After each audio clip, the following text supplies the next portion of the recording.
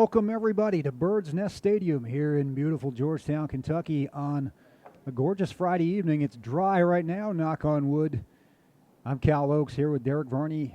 We're the Bird's Nest Broadcast Network, and we're here to bring you the first of 7 regular season home games here, both Scott County and Great Crossing High Schools here on the NFHS Network and newsgraphic.com. Tonight, the Scott County Cardinals, a streak of 12 10-win seasons. That may not happen this year for reasons that we probably already know, but we'll talk about anyway. We're taking on hosting the Bryan Station Defenders. It's a series, Derek, that Scott County has dominated since the turn of the century, other than an upset loss in 2014, the year after they won state. Scott County has won 19 of the past 20. Last year's game was 49-7. What do we expect? Do we expect a little bit of the gap to be closed tonight, or maybe not? Well, for the mere fact that, you know, this pandemic we're going through right now and the lack of practice, the lack of reps, I would, in my mind, I'm thinking, yeah, it's probably going to be a pretty good ball game. But then if you look at streaks and how Scott County normally is, opening night, you know, your Bryan Station, they do have that monkey on their back, and they're definitely looking to get that off their back and really challenge Scott County tonight. But I have a strange feeling it's going to be one-sided. Yes, and you talk about that. There comes a time when you've got to believe that you can beat a team like Scott County. And Bryan Station just doesn't have that history right now built up. What they do have is a pretty good core group back. They return their starting quarterback. They return their top 3 running backs, their top 2 receivers. They do have a new coach in Philip Hawkins, who's got some experience coaching in the state, especially in the Louisville area. But a lot of unknowns. They were a 3-win team last year, haven't had a winning season since 2015. And as we mentioned, not a lot of close games to speak of. I've been here for 5 years now, and I have not seen a close, competitive Scott County Bryan Station game yet. For the Scott County Cardinals, it is a relatively new, young cast in a lot of areas, especially on offense. You look at their roster. Out of 99 players in the program, 15 are seniors. That's a relatively low number compared to what we're used to. New starting quarterback, a lot of new, just about all new running backs. Jackson Saylor played a little bit last year, but the other guys are kind of blending in there for the first time. A couple of familiar faces on the line, but really, Derek, this is a new group that it's a tried and true system. They've played it all the way up through, but they've got to find a way to apply it to the varsity level. Absolutely. It makes no difference how many times that they've run it through middle school and freshman and JV. You know, tonight when the referees are on the field and the lights are on, this is the telltale sign. How much practice has Scott County had? You know, Coach McKee, Coach Ball Club, you're going to have repetition. You're going to get it till it's perfect, and you're going to keep doing it over and over. And I know these kids, that got a big line, as you and I were talking earlier. You know, you go 273, 260. You know, a couple other 200-pound kids, and when they start laying on you about the mid-third quarter is when the opposing defensive line, because these guys are fast. They run downhill at you, and they all have good assignments in this wing T. And by the way, we are going to run a wing T, is that right? I think the rumor is for the 24th consecutive year, Jim McKee has met with his coaches and has decided, yes, they are going to run the wing T. And the thing about the wing T offense, people think of it as you're running the ball. It's still a no-huddle, fast-paced. The way Scott County likes to do it, especially when they get to mid-season form, maybe not so much tonight, is bang, bang, bang, bang, bang. They kind of script a drive that they know they're going to run, and they'll be able to get 10 or 11 plays out of it. And by golly, they'll drive the 80 yards in a minute and a half. So it's an offense that can do damage quickly, even though it's got that reputation of being run first, run second, and run third. But you were talking about those linemen. Let's talk about that, because 273-pound Jonathan Barry, he's got a couple of Division I offers. At the other tackle, William Lambert, 275, a junior. They can blend Jonathan Thompson in there. He's a 260-pound junior, and the center is 257-pound junior Ethan Miracle. We're going to pause here for the national anthem and a moment to honor 9/11. Played to the deaths of over 3,000 men and women in New York City, Arlington, Virginia, and Shanksville, Pennsylvania. At this time, we all pause for a moment of silence and remembrance of those who have lost their lives on this day in 2001.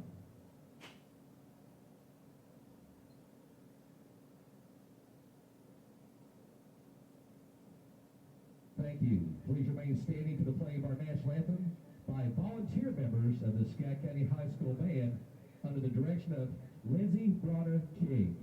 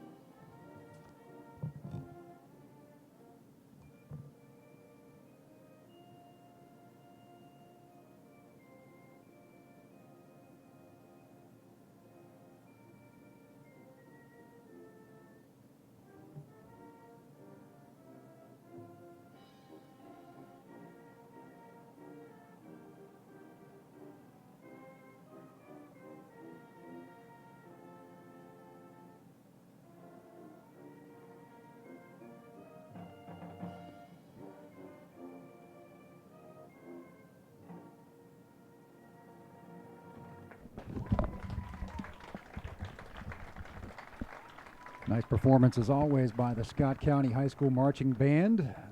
Some good, the pageantry here. I didn't know how tonight was going to feel, Derek, but the crowd's pretty good. I don't know how much we're supposed to talk about that, but the crowd is certainly good. I know for those of you who are joining us at home who wish you could be here, we thank you for joining us on the NFHS Network or at newsgraphic.com, depending on how you're getting this broadcast. But it feels like high school football tonight. It does, and I did notice what you were talking about, the band. The band usually, a lot of times, Scott County, the largest band in the state, will outnumber the fans, and it is, it's much smaller. It's pared down. Before the split, it covered the entire field. Absolutely. It was They did a something great to be job. seen. I'm sure there's probably, maybe they've divided it into, I don't know what they've done, but it's a smaller group tonight. Fans, 2 per participant. I believe it was for players, band, and dance teams, so that keeps the Sure crowd is. under control. 2 for each of the visiting fans, players as well. So it is what it is. It's the first of what we hope will be 8 games for both teams tonight. Of course, Great Crossing is over in Versailles playing Woodford County. Our news graphic reporter Ian Teasley is on the scene there, and hopefully he'll be sending me some updates. I'm going to let you know how that's going as well. But here we've got Scott County and Bryan Station, former district rivals when Scott County was in 6A. Now, Scott County, of course, for those of you who may not have paid attention the past couple of years, has dropped down to 5A, where they still have to deal with Frederick Douglass for at least this one more year.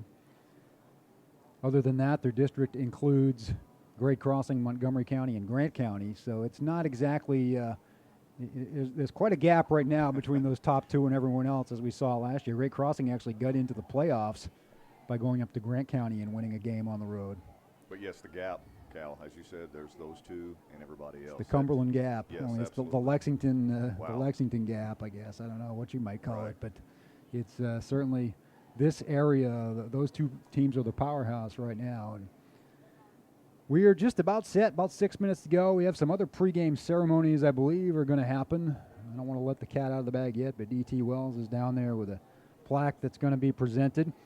I also want to take the opportunity to mention a couple of our sponsors, and it is a long list. We have mentioned, of course, newsgraphic.com, my employer.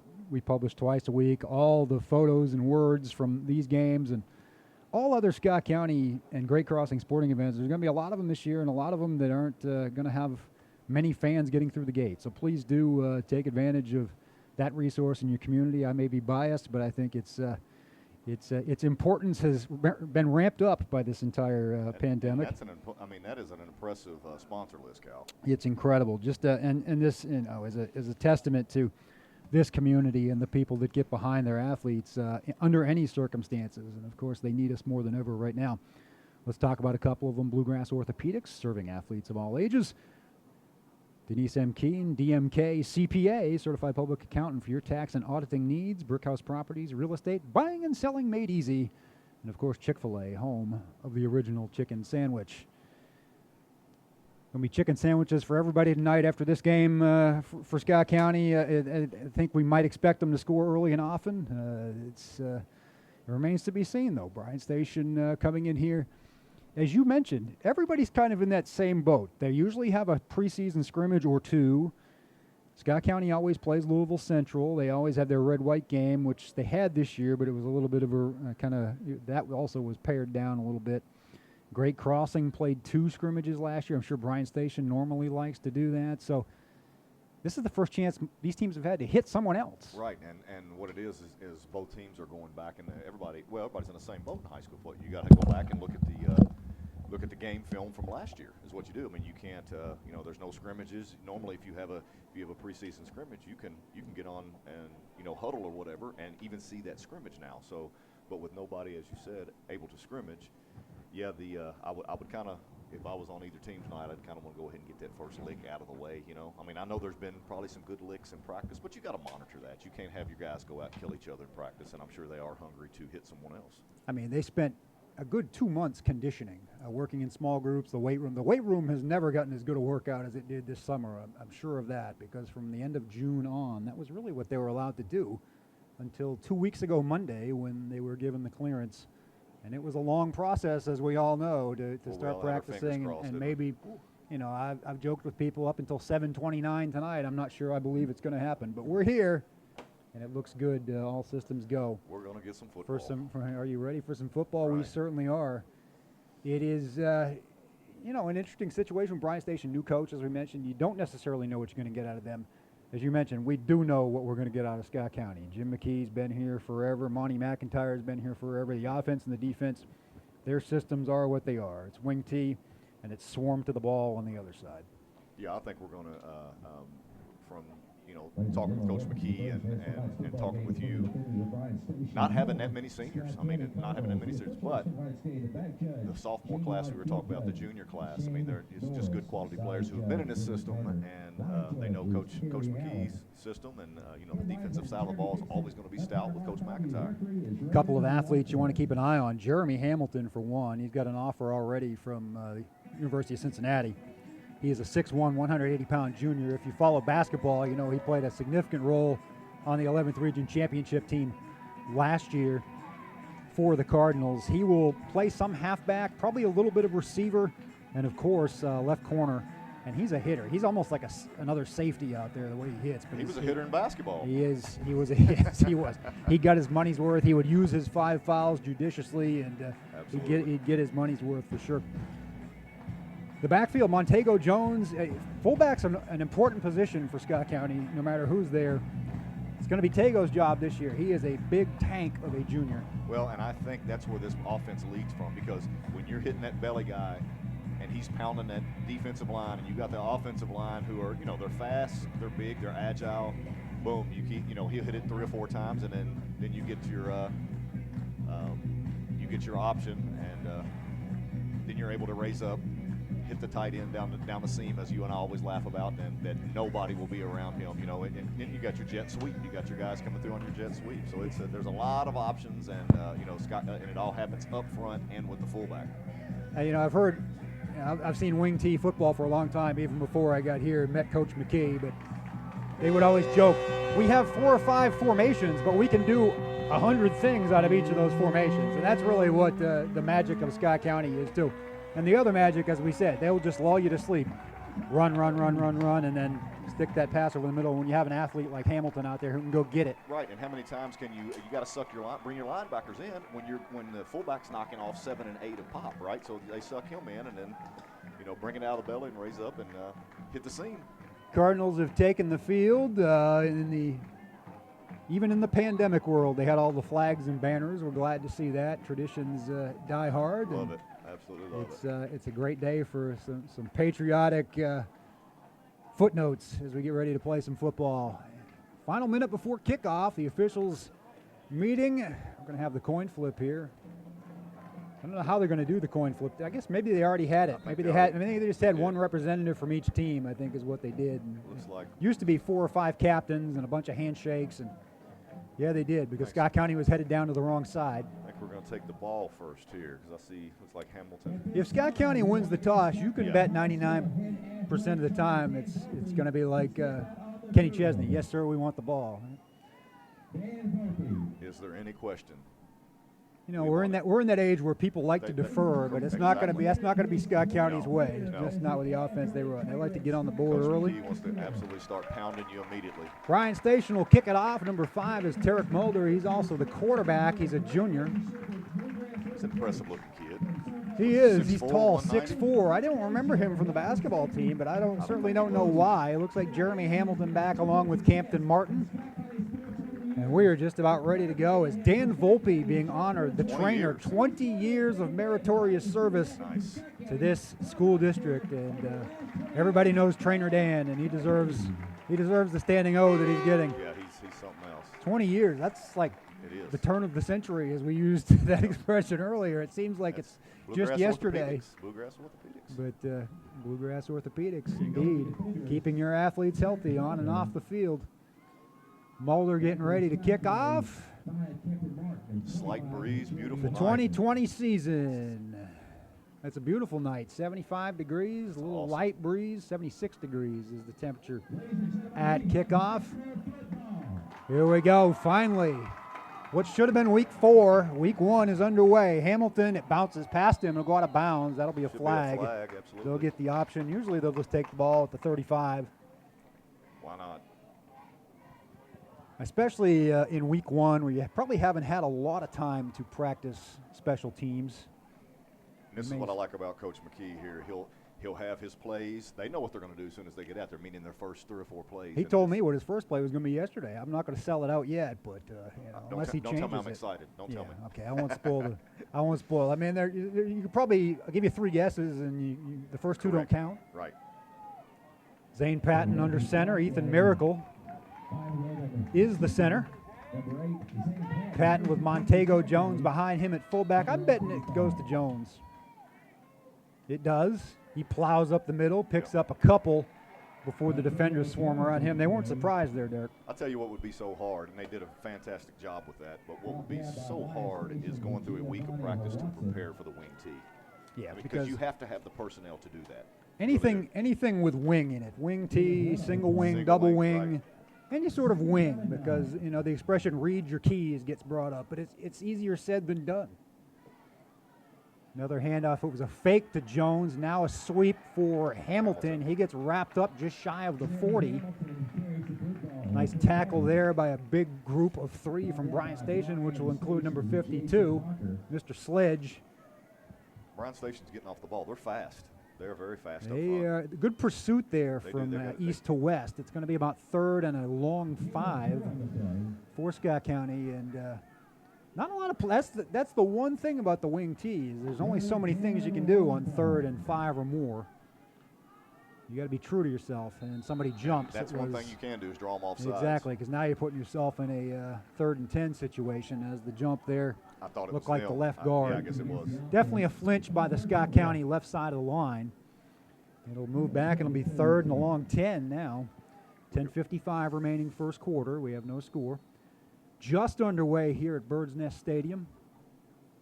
Yeah, that right there on 3rd. 3rd and doable turns you back to 3rd and really tough. Back in the not too distant day, you had that out and up or up and out with Glenn Covington. You could throw to the sideline, but I think you're going to try to run the ball. They're going to try to run a sweep, and they're all over it. Saylor comes back the other way, right here. Barry Sanders style. Good block there by Miracle, but it doesn't get anything in the long run as Saylor did a lot of running for a loss of 3. Cal, when I'm County telling will you, punt. Bryan Station is getting off the ball. They're quick on the edges. They really are. That's not too surprising. They've always had the speed. They just haven't. Strength has been an issue for them. They just have not been able to budge Scott County in recent years up front, at least offensively. But that was an impressive first defensive and series. again, first defensive drive. As I talked pregame there, we'll see about midway 3rd quarters when it wears you down. Yes, it does. Campton Martin will punt for Scott County. Decent hang time. Tried to angle it toward the. Nice. Looked like he was angling it toward the sidelines, but it went up the middle and took a good Scott County roll. They'll down it at the Bryan Station 32. So basically flipped the field there, a 35-yard punt for Campton Martin. 9:58 remaining, first quarter. We are scoreless here in Georgetown on Friday, September 11th, 2020. 8-game season begins tonight. The first 4 Scott County games will be right here. Of course, the Battle of the Birds next week. Maybe a little couple more people in here next week. Be a couple more people Especially and a on couple the of people other side. watching next week, too. Absolutely. We've got some reports, and you'll be able to read it in the paper, and we'll have it online as the week goes on, of some places where you can watch it in public on a big screen. Maybe be with some people, sit in your car, and at least get the feeling of being at an event. Little backward pass that goes out of bounds. I think they are going to call out a lateral and mark it out at the 27, so Bryan Station's going to lose 5 yards out of that exchange. We're not far from the line of scrimmage, you and I. We could see where the receiver stepped back there. There's a lot of things you can do out of that. He can run it if he's got the speed, or if you have a guy who can throw the ball out there. Well, you better hope that when that happens, that happened right there, the ball goes out of bounds, because it's a live ball right there. Bryan Station, like probably 80 to 90% of high school teams now, runs the spread formation with Mulder taking the long snap, single back. Out on the left flat, it's complete, and he's wrapped up by Campton Martin. Carl Munford made the catch, but Martin wasn't letting him go anywhere. They got it back to about the original line of scrimmage, maybe one more. It'll be 3rd and 9. Campton Martin's break on the ball is just so good, and then when he gets to you, he's a good tackler. You can be as fast as you want, but if you can't tackle when you get there, Campton Martin can definitely do that. Martin's played a role on special teams, defense, and offense since his sophomore year. So, of course, he's son of a coach, and those guys are always well-schooled, too. John Martin knows what he's doing over there at Royal Spring for sure. Absolutely. I'll tell Third you and what, 9. that first ball Mulder threw right there, Tarek Mulder that was pretty impressive. That was a good ball. Yeah, he's got good velocity. As we said, 6'4", 190. You might expect that. And can see over the line. He's going to go deep. This time he's got a man open down the right sideline. It overthrew him just a little bit, and it falls incomplete. Bryan Station will likely have to punt here, 4th and 9. I say that, but last year we played a team in Grant County against both Scott County and Great Crossing. They never punted, even when they were inside their own 20. It was the darndest thing. Well, there's each possession's a punt right now, and Yeah, 1-2-3 kick, the conga line offense. and Scott County's going to, with Coach Monty McIntyre, they're going to play that press coverage on the outside. It's going to be beat me. You're going to have to. You're going to have to beat me long, so I'm going to come up and be in your face mask with you. Coach Monty's got to be happy with that, a 3-and-out to pick up your offense. That's going to be almost blocked. There was a collision, and they're going to get a penalty. Yep. Question is, will it be roughing or running into? There's no way it can be roughing. He tried to sell it as He did. roughing. I mean, the guy didn't even hardly have it out of the punter didn't hardly have it out of his hands yet. Martin caught the ball near his own 35 and was quickly wrapped up. They're going to Yep, wave pick off it the up. I flag. thought so, absolutely. There was great pressure there. I didn't see the number as it came in because I thought there was going to be a collision. So. Right, and they're saying the ball. Coach McKee goes out there and says, the ball was hit. Great penetration there on the special teams for Fabulous. Scott County, and they will take over at their own 37, 8:52 remaining. We'll see if the second series looks a little more organized. They kind of had that first game jitters. It reminded me of a scrimmage that they might have had at Central a couple of times over the years where things just didn't click early. Tago Jones up the middle. He'll pick up a quick and easy 4. Bryan Station's all over that belly right now. I They say really an are. easy, but he did have 3 or 4 guys all he did. over him and He did. dragged them to that point. 2nd and 6 from the Scott County 41. With the tackle. I think you're going to see a steady diet of Tago, and the more that Bryan Station bites on that, you know what's going to happen. It's coming, absolutely. Either the sweep by Saylor or Hamilton or the throw deep, the play action. That's another It's a good run. handoff to Tago Jones, who will drag it up to midfield. That's a gain of 8. He's just short of the 50. Tyler on the tackle for Bryan Station, but it's a first down, first one of the night for either team. And that's what Scott County. You get that first down out of a good 8-yard run there, and now you get things rolling. 8:18 to go, first quarter. Scott County just about to cross into Bryan Station territory. Zane Patton under center. Man in motion is Campton Martin. A pitch goes to Saylor, Jet but sweep again, there. great pursuit, great pursuit by Bryan Station. A loss of 6 They are as the quick on tackle edge. by Amodius Taylor. He's a two-way starter, and he's a good one. And what the quick pitch does there, you are in no man's land. You're by yourself. You're going to have to break that first tackle. It's the equivalent of a naked bootleg for a Absolutely. halfback. You are is there what by it is. yourself, and you're going to have to break a tackle. 2nd and 16, and there aren't a lot of plays for 2nd and 16 when you're a run-oriented team. A little longer getting the play in here. Clock down to 12 seconds. Bryan Station's had a good start defensively. Yeah, they They'll have. give the defenders a call there. Second down. They're in a 5-2. Little crisscross counter handoff to Hamilton, rather Campton Martin, Campton. sorry. Martin carries the football. But he gets stuffed quickly. So far, the middle is not there right Now, now. number 24 is Jamalikai Hood. The tackle. He's a good-looking junior, 5'11", 190 linebacker. Makes the tackle there. It's going to be 3rd and 15, 7 minutes to go and running here in the first quarter. Scott County and Bryan Station deadlocked at zip right now. 15. It's got that early season feeling. It does. I think we got, the first 2 or 3 drives, you're going to have jitters. You're going to have, again, hadn't been a whole lot of practice time. Just a lot of young guys. It You is, know, I remember last absolutely. year, Philip Garner at fullback, and Senior. yeah, Absolutely. and Case, the senior. year before that, Austin Barnett, senior, and again, Scott County jumps.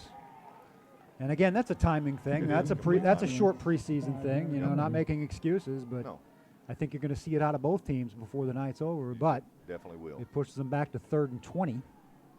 This is something we're not accustomed to seeing early in a game out of Scott County. They usually assert themselves pretty quickly out of the gate. You know, sometimes that frustrates Coach McKee. He's like, that's what the whole community expects. And, you know, it's a process. First it's a pass. lot, and it's just way underthrown and behind the receiver, He didn't set his who was feet Taylor on that. Luttrell. Luttrell was zigging, and Right. He didn't come Patton close to thought he setting was his going feet. to zag. Right. That was kind of just a kind of like a two-step drop and just let it go. I don't. He didn't have. I think Patton might have heard footsteps. He did, and they, absolutely and they did. certainly, there were some. It's going to be another punt for Campton Martin. Stop the clock with the incomplete pass, 6:23 remaining first quarter. Highly unlikely to ever see Scott County punt. Punt First twice in a row. I've seen, I saw a stretch, Captain Martin. maybe it was last year, where they had, I don't know, 38, 39 straight possessions without a punt, scored on most of them. Another kick that's going to get a decent roll, at least at first. It's going to stop Back to at the the 35. 35. So We're going 35 to 35. they're here, flipping Cal. the field, 35 to 35, 30-yard kick. Bryan Station, we mentioned they have a little more experience on offense. Mulder's been there at quarterback. Taylor The running backs has have been there as a running back, certainly. Another guy on their roster, I don't know if we'll see him, if I see him out there, but number 13 is McCaleb Coffey. Some fans from Scott County certainly know that name. He was an integral part of the basketball region championship last year and played some football for the Cardinals as well. But he is with his third school in 4 years now. Made the move to the north side of Lexington and Bryan Station. And again, there's a jump, but who will it be? Did Bryan Station flinch first? I didn't see them. 61 and 63 came crashing across Spencer Wood. Nope, that's another penalty on Scott That's going to County's- make it 1st and 5. That's Scott County's third penalty of the ball. 2 on offense and Offense. 3 on defense. 1 on defense. Defense correction. You can't help them out, but that's what that does. Gives you a lot of options on 1st and 5. It's kind of like 2nd and 1. And instead, they're just going to hand it off. I really hate gold numbers on white uniforms, it's but kinda that is tough. number 7, Amodius Taylor. He was running this way, thank goodness. Picked up a couple. It'll be 2nd and 3. And Scott County swarms the ball. They're very fast on defense. That's as well. that's their MO, their bread and Absolutely. butter, their calling card, whatever you want to say. Coach Monty, that's his style. 6 or 7 guys assisting on every tackle, it seems like. Kind of a 3-4 set here, right? Well, no. Second down and 3. They kind of amoeba-like right now. Yeah. 3.5 man 3.5 front. Right, 3.5 man front. Would have been a 4-3. Boy, they're getting jumpy up there. Bryan Station with a couple of long counts, and it works again. Getting them again. And that's the experience at quarterback there out of that spread formation. Offside. He just has to change his cadence a little bit and throws Scott County off. And again, short preseason. Preseason. 5:29 remaining first quarter. Bryan Station closing in on midfield for the first time. It's their second possession of the night. Neither team has gone anywhere. 1 first down for Scott County so far. That's the first one for Bryan Station, and they got it the easy way. Ball's right there in front of the man who's jumping. That's kind of. Mulder deep over the middle. Campton Martin with a one-handed interception. Now they're going to block. Get on your And now blocks. it's a broken field in front of him. He's up to the 40, the 45. He's at midfield, runs through a couple more bodies down to the 42 of Bryan Station. There's the spark Scott County needed. You need That's that what you turnover needed, and sometimes. Campton Martin's Absolutely. always the guy to do it. He had a Yes. couple of those last year that stopped what looked like scoring drives for the other team. I won't say this one was going to be that, but it was in Bryan Station territory. I hope there's an instant replay. That Man, was- the that- one-handed just reached up, Yeah. but I don't know now if it was his left or his right. Well, and it was an overthrow is what it was. And he just catches turned the around. overthrow. But he had great coverage on his man to begin with on top of that and kind of forced the throw. It was overthrown a little bit, and he went up and got it. For Captain Martin after the interception. And there will be a timeout. I don't know if this is a water break or what, a mandated timeout. We've got 5:01 to play in the first quarter. No score, but a good opportunity for Scott County as they will start this drive at the Bryan Station 42 after the interception by Campton Martin. Great spark right there, Cal. Let's see what they can get out of this. You always want to go big here after a turnover. Go big or go home. That's right. You got to capitalize. We're right here. Great opportunity. Looking for updates from Woodford County, not seeing any yet, but hoping to hear something about that game. I know my Twitter people are counting on me, so I got to put something up about this one. Scott County and Bryan Station still scoreless. It's been penalty-filled first quarter from the Scott County perspective, a couple on offense and a couple on defense, and it's just those little disciplinary things that they'll get as the season goes along. Sure. But you look up and you see 6 minutes to go, and you got 4 turnovers already. That would be first game concentration is what that would be. Yeah, it would be. You're not going to see that in November, God willing that we get that far. Right, absolutely. You know, we're all week to week right now with the situation, all schools, all programs. We just want to get to next week. Exactly. I just wanted to get to tonight. Here Right. we are. Hand off to Tago. Jones up the Nice. middle, bowls over a would-be tackler for a gain of 5 to the 37. Montego Jones. That's what you need out of your fullback in this offense. Well, you saw the first guy that made contact with Tego was on his back trying to hold on as he was running over him. Gain of 5 on the play. Scott County in business for the first time tonight at the Bryan Station 37. Second down and 5. Need a couple more good runs like that. It'll be Tago again up the middle. He'll pick up 3. Yep. Montego Jones again with the call. Asa Tyler with the tackle. Tyler again on the stop for the defenders. It'll be 3rd and 2. Do you stick with Jones here? Do you go with the counter play to one of your talented halfbacks? I don't think you can do that east-west thing No, you're, I don't.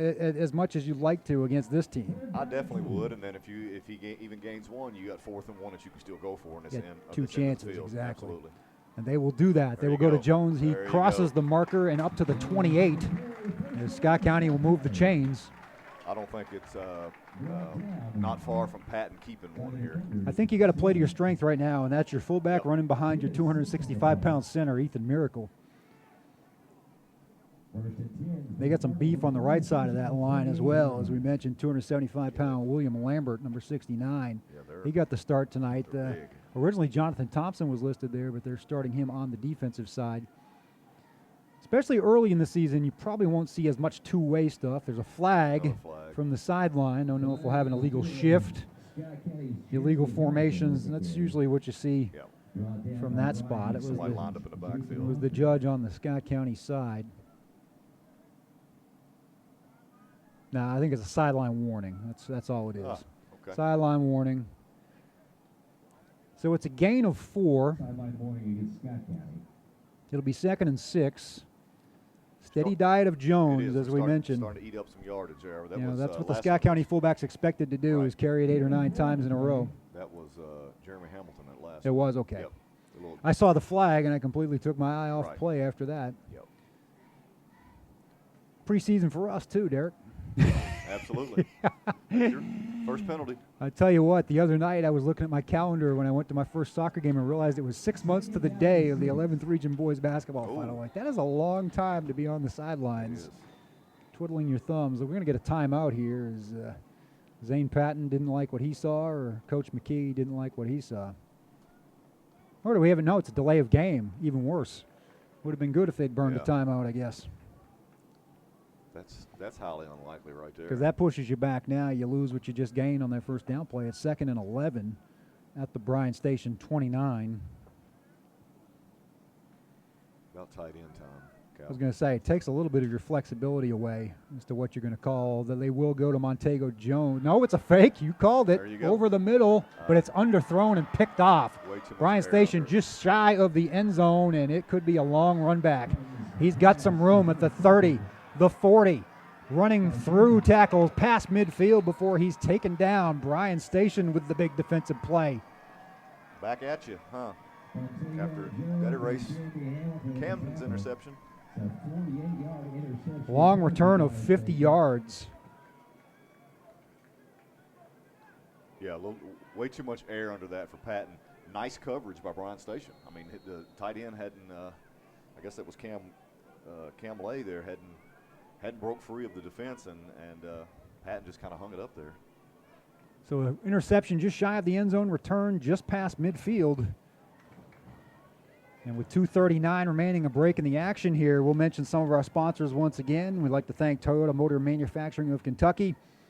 Of course, synonymous with Georgetown, Clark's Pump and Shop. Return, refresh, refuel. Clark's Pump and Shop with 3, soon to be 4, count 'em, Georgetown locations.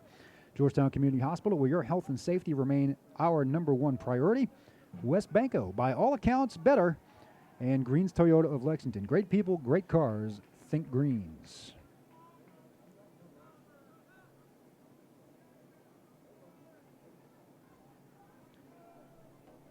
It's been a story of flags and turnovers now, we can say. 5 Scott County penalties and 1 turnover. Bryan Station has a couple penalties and 1 turnover. Yes, so it's all canceled each other out. Hence your score. Hence your score of nada to nada. 0-0. 0-0, as they say on the other side of the A-frame here. Defense just needs to keep coming up strong, as they have been. Woodford County jumps out first on Great Crossing. It's 7-0 with 4:55 remaining in the first quarter in Versailles. An 8-yard TD run after a muffed punt. Here's the handoff to the single back. I believe it'll be Amodius Taylor. A helmet flies off. You see how small he is and gets down low. I mean, he has to be tough to see from the. That's a low center of gravity, as they like to say. He's powerful. 5'7" is the listed height. I don't believe a word of that. We can barely see him from here. 2nd down and 6. Certainly can barely see his number. Pardon me if I mention that 10 or 12 more times tonight. Well, I do not see the number, so. My 47-year-old eyes are betraying me. Another handoff to Taylor. He's got a little bit of space, which gets shut down. Solo tackle, which you don't see very often there for Scott County. Number 41, Elijah Adams. Right, the guard pulling right there was huge. I mean, that's what got him sprung loose there at the line of scrimmage. He waited patiently when he received the handoff, and the guard pulled, the opposite side guard pulled there, and he just led the way. It's 3rd and 1 for Bryan Station at the Scott County 40. 1:34 remaining first quarter. Station has crossed midfield for the first time tonight. We'll see what the defenders can do with it. Mulder, the quarterback. Shotgun snap. Taylor, the lone single setback. He'll get another word from the sideline. Look down at his wristband. They'll use all of the play clock. Hand off to Taylor. Taylor gets hit at the behind the line of scrimmage, but he pushes forward and might have the first down. I think he got it. Gets covered up by, it looks like Zane. Is it Zane Patton? Is he playing both ways? He is. That's Zane in the 8. It is him. That surprises me a little bit. When's the last time a Scott County quarterback's been on defense? You know, maybe Josh Davis played a little bit back there. I don't know. I don't remember that either. Well, and it certainly wasn't Cade. No, if Josh did, it was to come in on kind of a nickel package third down situation because he got to the ball so fast and could probably get you a pick or two. We're going to have a measurement. I think he got it. I do too. From where we're sitting, it's play the Paul McGuire game. He always used to be right like 98% of the time, it seemed like.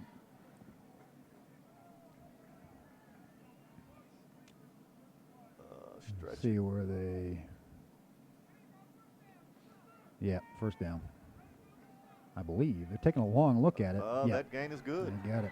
For a first down, Bryan Station. 1st and 10, Defenders at the Cardinal 39, ticking down here toward the final minute of the first quarter. And we've got ourselves a ball game here at Bird's Nest Stadium, folks. Not like the norm. Some early season miscues on both sides, and Scott County couldn't take advantage of the first one that Campton Martin gave them. We'll see if Bryan Station can make good on its play, which was an interception just shy of the end zone. Bryan Station has their... Now they're going to call timeout. Yeah, they got a lot of people in the system there. Of course, they got coaches that are decoys over there. You got receivers looking at somebody. You got quarterback looking. New coach, so they've had a short amount of time to get these things worked in. Everybody's looking at wristbands and things of that nature. You know, the old KISS principle might kick in at some point. You just, you got an experienced quarterback and an experienced running back. Just run a play. That's right. Well, I think they're doing kind of the RPO, the run pass option. Yeah. Mulder can throw it. You got a running back who is a good little scat back. And a big line. They've got the pieces in place to do that. I was going to say, that's the key. Their line appears to me to be vastly improved over what it's been the past few years, because Scott County's just dominated them at the point of attack on both sides in recent years. Not so much so far tonight. 59 seconds remaining, first quarter. Take a moment to mention a few more of our sponsors. Those are Paint and Flooring, your hometown paint and flooring connection. Scott County Veterinary Clinic. We love and treat your pets like our own. Come join our SC Veterinary Clinic family and People's Bank, working together, building success. Come see us at 101 Canewood Center Drive. The play is in. Bryan Station Scott County 39-yard line. with the ball at the Scott County 39. First and 10. Man in motion. I believe that's Coffee. Nope, it's Ice Bruner, sorry. Yeah, Coffee's 13. A little scramble toward this sideline, the Scott County side, and he just threw it away. He had a couple of guys down there, but nowhere near anybody. Which was the smart thing. Took the safe route. Right, absolutely. Don't take a sack in that situation. Go ahead and throw it away. You got enough targets there that it won't be grounding. Because the rules are less forgiving in high school for that. Yep, absolutely. You've got to have an intended receiver. You can't just get out between the tackle box and throw it down. Wing it, right. You can only do that to stop the clock. 2nd and 10. Clock stops with 52 seconds remaining here in the first quarter. Bryan Station ball in Scott County territory. Kind of a long first quarter, Cal. Yeah, you know, the clock has stopped a few times has. for flags. There's a throw over the middle, nice little slant, but it was overthrown.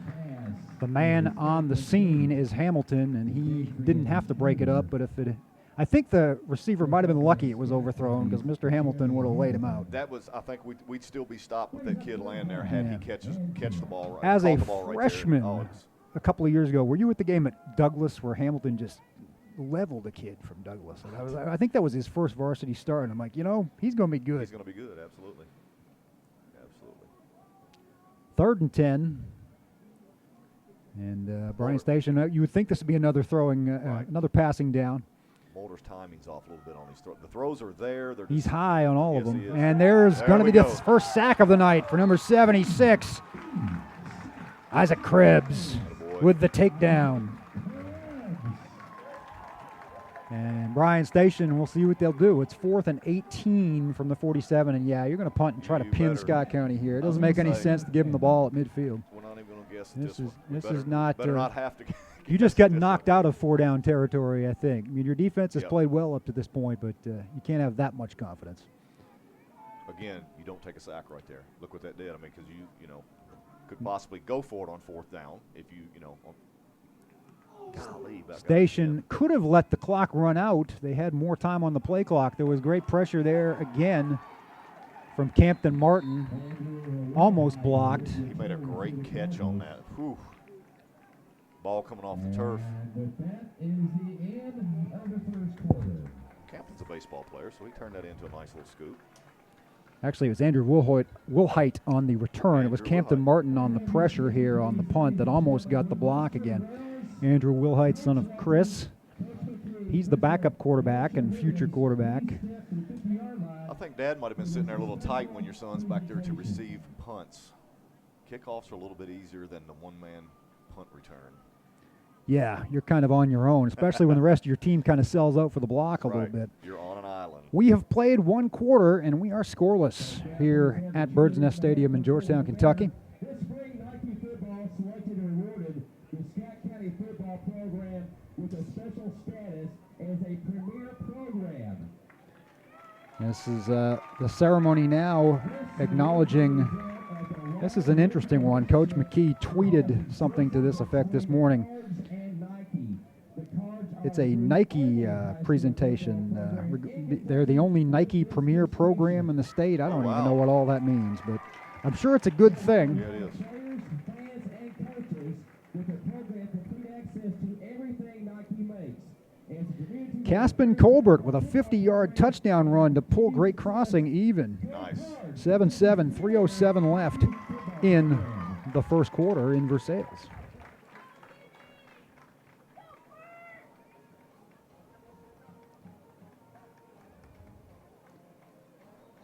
Thank you for joining us.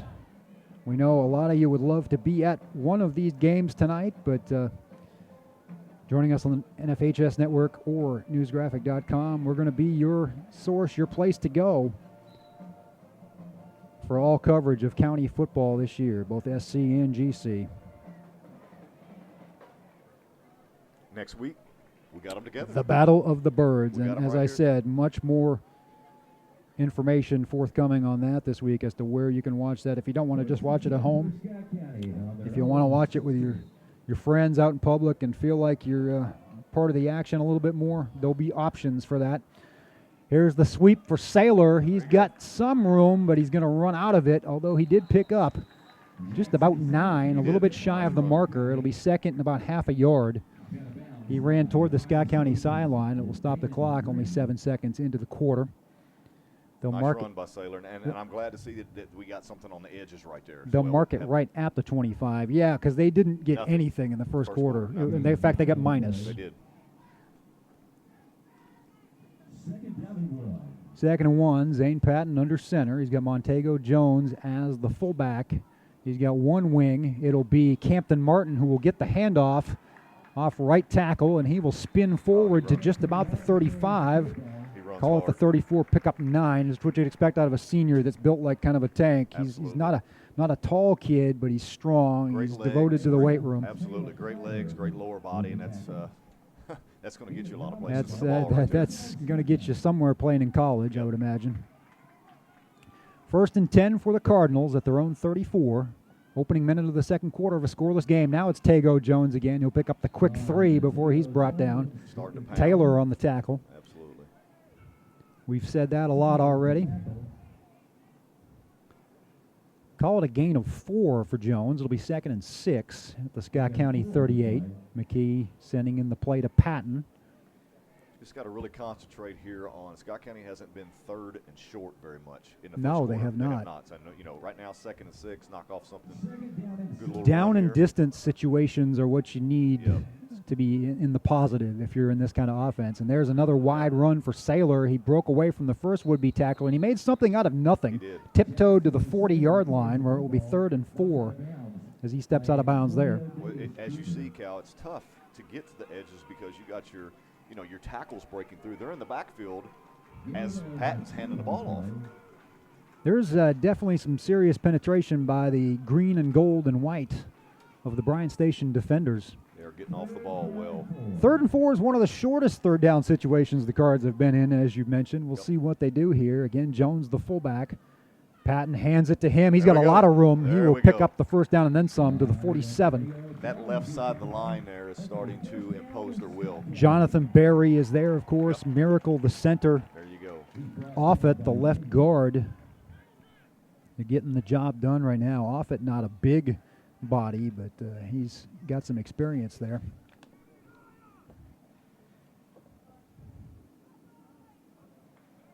Gain of about 8 on the play.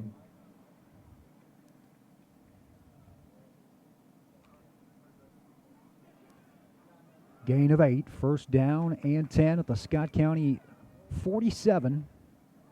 Patton under center, man in motion is Saylor. It's a pitch to Hamilton, and he finds room past midfield again toward the Scott County sideline. They're playing that game pretty well. They really are. The left side. Gain of 5, so it's nickel and dime here for Scott County, but it's moved them good little way past into Bryan Station territory. This Had drive not started. Hamilton been so athletic as he is, that right there, that play gets blown up because Yeah. he catches the pitch, and this side defensive end ran right past him. He's going to make people miss. 2nd down, 5 at the Bryan Station 48. This drive started just around the 30 of Scott County. Another handoff to Jones, who moves the stack to the Bryan Station 44, just about to the marker, about maybe a half yard short, maybe a full yard. Just feel like when he gets it, you just want to do the Chris Berman.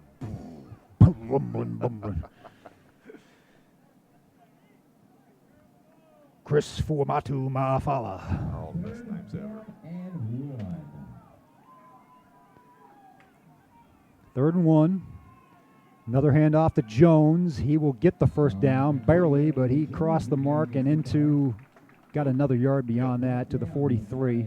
Moving sticks. Moving sticks. A little slow getting up, but I think it's because he's carried the ball 4 or 5 times on this series. He's feeling it right now. The fullback in the Coach McKee's wing T offense is miserable on Saturday Oh, mornings. you're going to carry the ball 32, 35 times. You are miserable. But It's just amazing. To your point first, what were you saying? just them being just in such incredible shape. That's why they're always in the weight room. His teams are so much stronger than everybody else. You know, he had Austin Barnett. That's the kid who I think of a couple of years ago who was basically a power lifter when he wasn't playing football. And you talked to him after a game, and he looked like he had been, in a war, a literal war. Well, He just looked like he had seen some things he ought not see, and well, and you just also wanted to had, go home. It goes back to Noah Hughes. You remember Noah Hughes? Oh gosh, Wow. one of those names I wish I'd seen.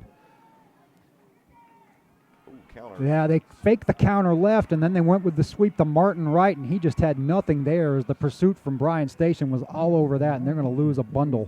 Bryan Station's ends are setting the edge, and what I mean by that, they're doing such a great job at old-fashioned what you call staying home. They're staying there. They're letting the counters go through. They're not jumping towards the middle, towards the dive back, and they're staying right there. And that's why the edges are so hard to get right now.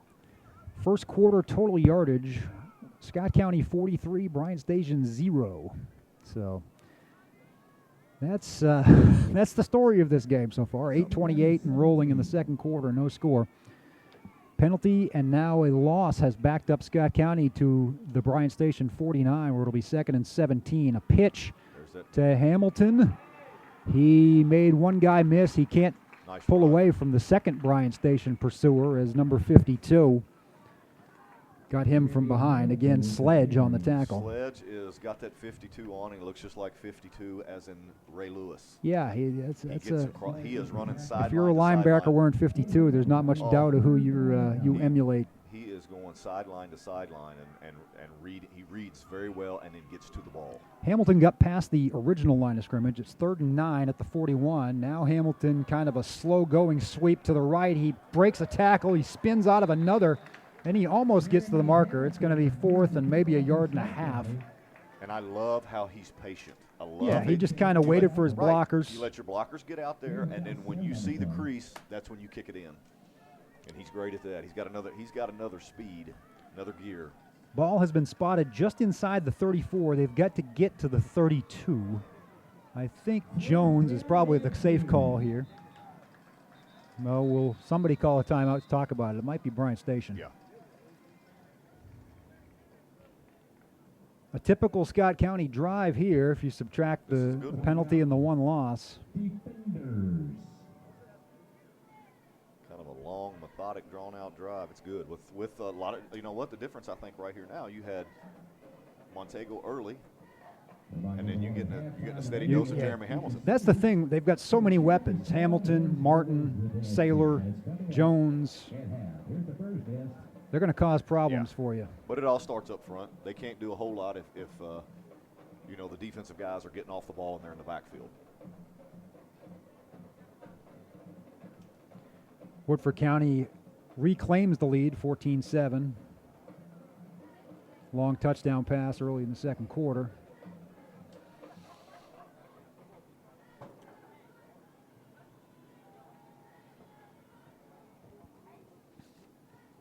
I think this is actually, wasn't there an 8-10, around the 8-10 Yeah, timeout mandated. first quarter? I think so.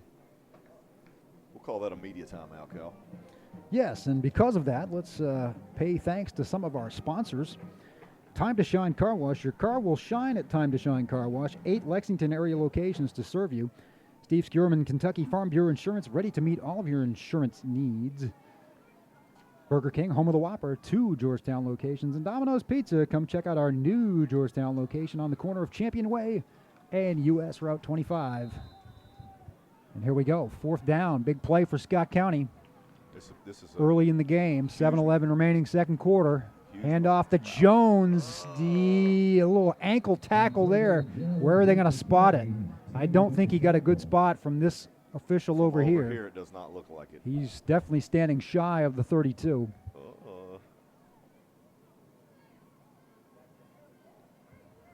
get that first down on a nice drive. It's a good morale booster. Yeah, this if you get the stop, if you're stationed, it's a morale booster for your defense. Yes, it is. They spotted it they gave him a nicer spot than that that line judge did. Than where the line judge was standing, yes. Come on.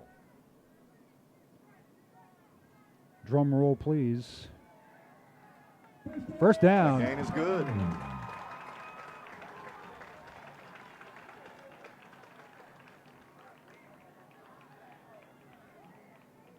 Cards driving at the Defenders 32 with 7:06 remaining in the half. This time against Bryan Station. Do you try to get Patton some confidence back when I know we're not going to throw much, but I'd like to not. I mean, I'm not, and that's nothing against him. I just think this early in the season, that's probably something you wait for. That was going to be my next thing. Win. Sailor on the sweep, right lots there. of room. Yes. He'll cut it back, and he'll get taken down at the 22. It'll be close to another first down. He tried to cut it inside. I think he might have done it just a nanosecond too soon. Yep, great call. They mark it at the 23 where his knee was down, so it'll be second and a short yard. Gain of 9 on the play. Second down and 1.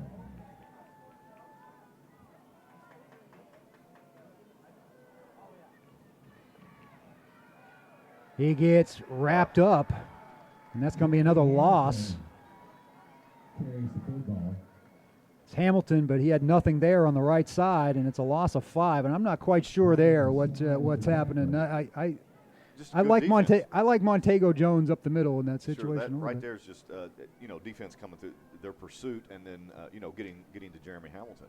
He had nowhere to go. He was trying to be patient again to make his cut, and couldn't make his cut. There's just no time. Right. He got wrapped up quickly. Third down and 5. So now instead of second and a yard, you've got 3rd and 5. Definitely 4-down territory out the 27 of Bryan Station. There's Jones up the middle. He'll get 3 of it back. So it'll be very similar to the situation we were just in about a minute and a half ago. 4th and about 2. Yep. Just inside the 25. And you know what? I'd do it again. I'd do it again. I'd go there. It is worth mentioning the Cards do have a decent kicker, but I don't think in this situation, I think you want your offense to keep that rhythm going here. And it would be about a 42-yarder if you were to kick. Yeah. Patton's going to run in the play. Play clock down to about 10. They've got to hurry a little bit. Yeah, but what doesn't take long is when they get set up here, they usually go. They kind of know what they're going to do. It's down to 3, 2, 1. Nope. I thought it was going to be Jones. Sailor, second effort. Nope. He gets spun down at the 25. Bryan Station ball on downs. Great pursuit again by the defenders, and that east-west stuff just 7 times out of 10 has not worked so far. We've had about 3 good runs out of that, out of probably 10 attempts.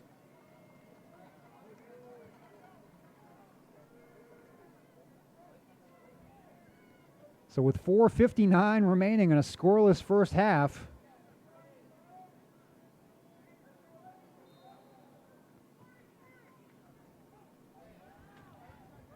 Bryan Station will take over with its quarterback Mulder, the junior. They've thrown the ball a bunch tonight. They hand it off to Amodius Taylor here. He gets hit right at the point of attack, spins forward for a yard before the Cardinals take care of him. Campton Martin was in there. I think Wilhite was in there, actually. Wise Adams in on the tackle. And Adams as well. You know what? This right here is such an important defensive stance here because you're going to get, good field position.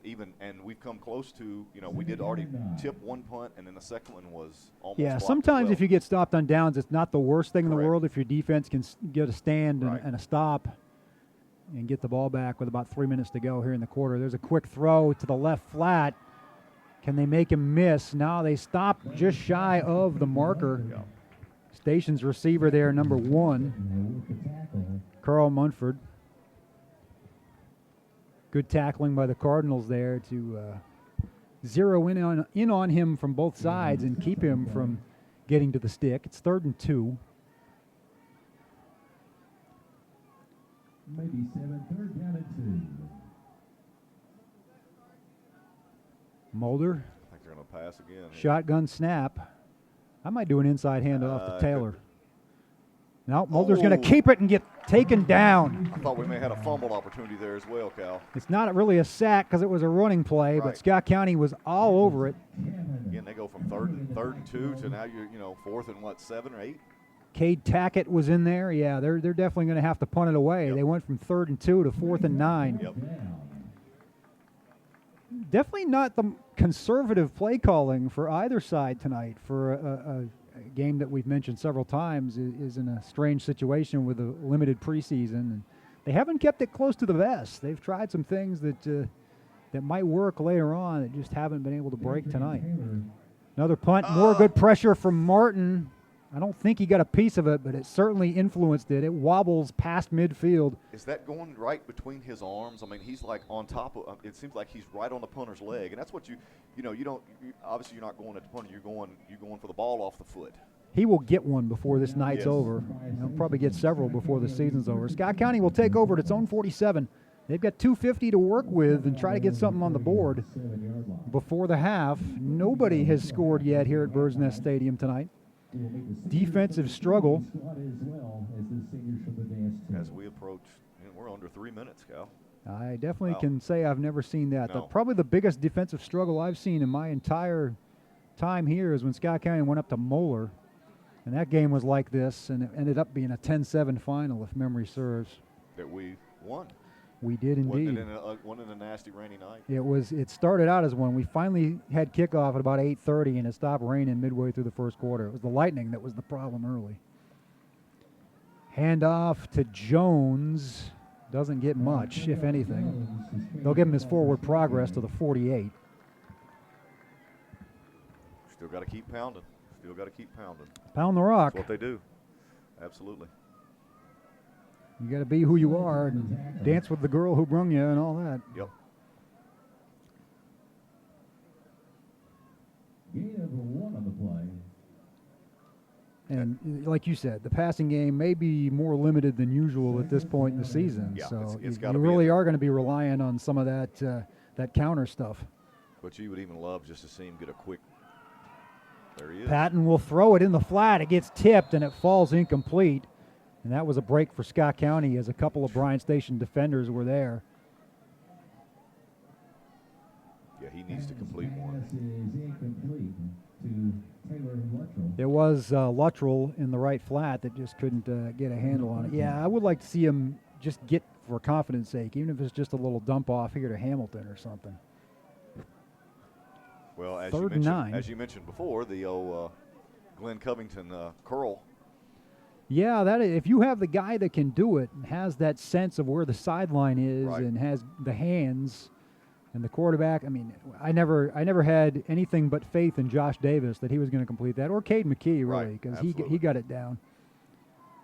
That's another sweep that's going to be smothered as Saylor goes nowhere.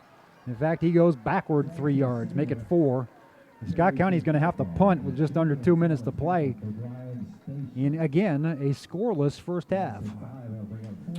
Of all the things I expected to see tonight, I don't think that was high on the list. That was not it. We talked about everything else. We didn't talk about being scoreless. We didn't talk about a defensive struggle. We certainly did not. But Monty McIntyre's defense has answered the call tonight, but we've yet to see the offense get past the 25-yard line of Bryan Station. Punt from Martin. That's a good punt, actually. He doesn't get the pressure on him that he puts on Bryan Station. It's going to be a good return, though. The pursuit man overran it. It's a long return, but it may be coming back. There's a flag from a guy way off the play. Yep. It's down inside the 10-yard line, but I don't think it's going to stand. No, especially when you get a flag from over here. In that location, it's right. Holding or a block in the back 99% of the time. I think it was a block in the back on, yeah. It's coming on back with 1:11 to go in the first quarter, so a break for Scott County, but it really was nothing to worry about from the get-go. He had some space, though. That's the thing. The flag didn't come in until he was 20 yards past where he received the punt. So it was a good gain gone awry for Bryan Station. Defenders have not backed down from the Cardinals. As we mentioned, they are 1 for their last 20 in this series, but this one's still very much up for grabs, obviously. And they're going to mark off 10 yards back to the 35 from the spot of the foul. So 71 seconds for the Defenders offense to see if they can get something done.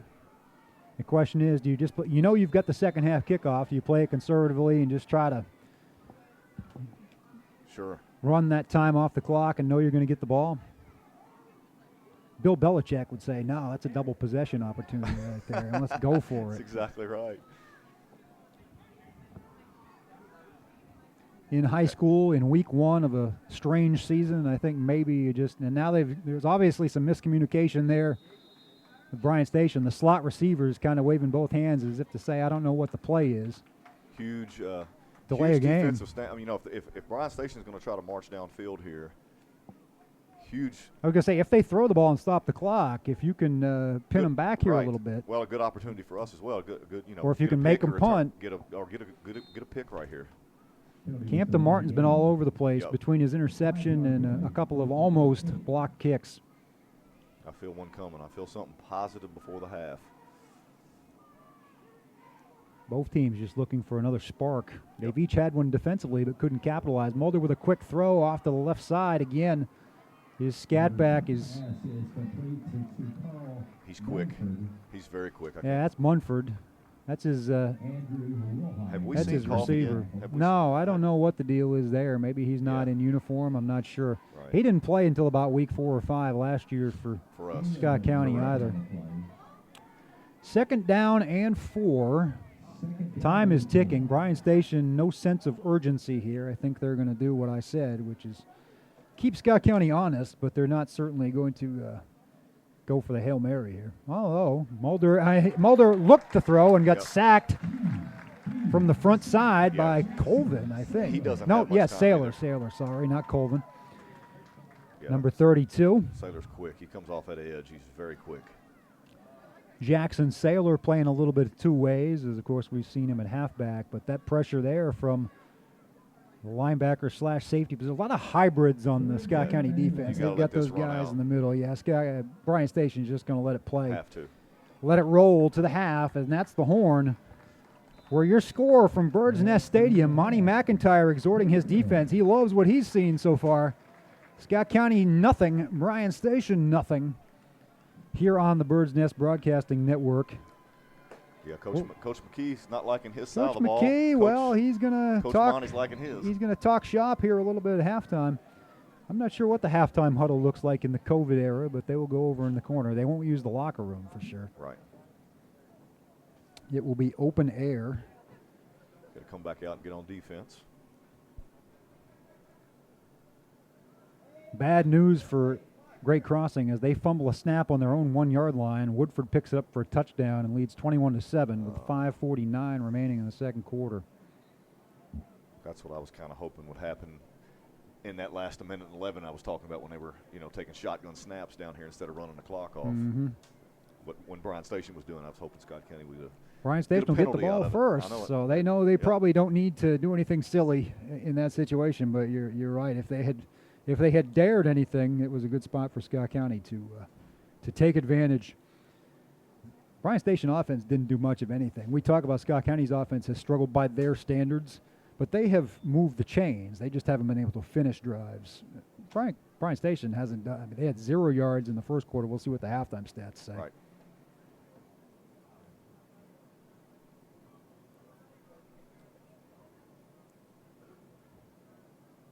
So an uncharacteristic, scoreless first half. Scott County and Bryan Station in a stalemate. Right, and really the highlight of the first half was Campton Martin's interception. Jeremy had a couple nice runs, but besides that, there's just wasn't from either team. There just wasn't a whole lot there. Yeah, no, Cards couldn't finish their drives. Tug of war. Defenders couldn't even start one. Right, big tug of war.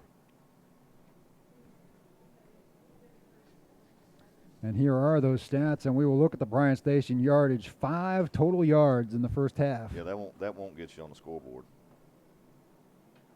Jeez, oh Pete. Ladies and gentlemen. Well, what were the first downs? 6 to 2. 6 to 2. Let's meet the cheerleaders. First, Kiki Slaughter. See what else stands out here. Montego Jones, 11 carries for 38 yards. Jeremy Hamilton, 5 for 20. Campton Martin, 4 for 20. Jackson Saylor, 6 for 8. A couple of losses knocking that down. Zane Patton, 0 for 2 through the air.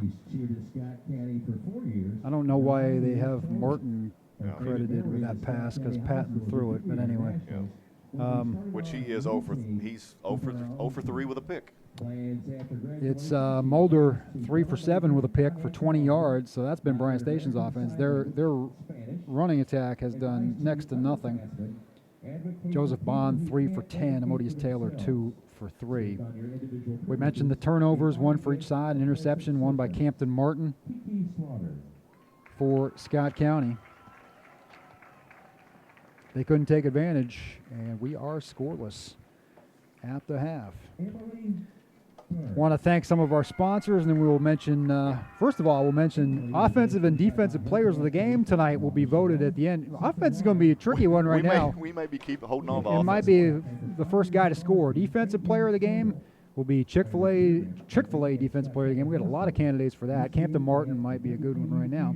And the Domino's Pizza offensive player of the game.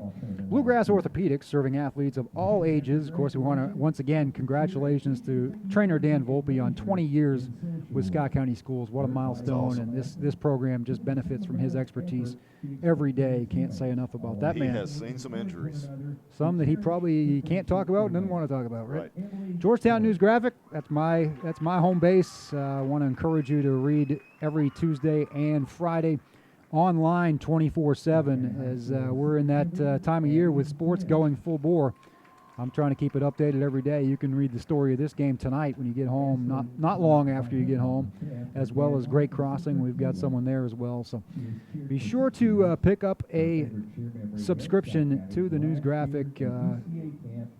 Pennies per day, really, and just a great resource in this community, if I may say so myself. DMK CPA, Denise MK, certified public accountant for your tax and auditing needs. Brickhouse Properties, real estate, buying and selling made easy. Chick-fil-A, home of the original chicken sandwich, and Toyota Motor Manufacturing. Why don't I just say TMMK? Everybody knows what I'm talking about. Right. It's Toyota. They build the Camry. They got a big place in Georgetown. You've probably seen it. That's a mouthful to say. My goodness. You've probably seen it. Yes. Scott County and Bryan Station, a much closer game than we are accustomed to over the years. 0-0.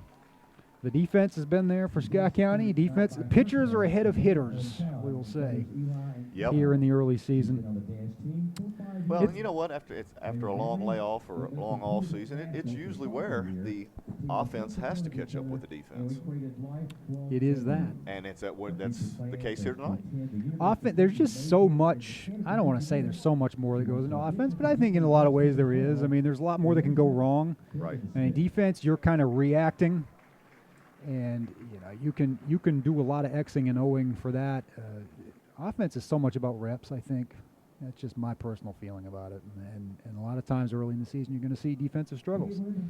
We're spoiled here. That doesn't usually happen for Scott County. But a lot of new faces on the offensive side of the ball. As we mentioned, the experienced six guys on defense who've started in the past, at least 6. And that's where the bread is buttered right now. I was really impressed with the speed of Bryan Station, and it's Scott County usually outspeeds you on the, with the jet sweep and the counters and so forth, and they're just not able to do it right now. Even up the middle, they're getting beat up the middle. Beat meaning defensive line is a lot of pursuit, a lot of penetration, and with this wing T offense, if they're getting to your fullback and you're not getting any action off the fullback, it's tough. And I don't want to get too far ahead of myself, but if they are having trouble with Bryan Station speed, there's a little team coming in here 2 weeks from now called Frederick Douglass. It's going to be speed on. Going to have to come up with something there. Yeah, they've got speed to burn, so it's going to be interesting. Of course, the Battle of the Birds next week. Round 2 is last year. A lot of people. You probably don't need me to tell you the score, but I'll tell you anyway. 72-7. Before 7,000 fans. I'm going to make a bold prediction. There will not be 7,000 fans here next Friday night. But hopefully there will be at least that many of you watching. And the beauty of this year is you got family and friends in other states, other countries. They can watch, they can listen. NFHS Network and newsgraphic.com. We'll be bringing you all the action of all the home games this year, and hopefully playoffs too. If we get any home playoff games, we'll be with those. It'd be nice if they both get there and they get both, you know. Both got there last year, of course, not at home. Great Crossing went to Douglas. You know, that's good news. You made the playoffs. Bad news. You get to play Frederick Douglass at Frederick Douglass on a Thursday night when it's about 35 degrees.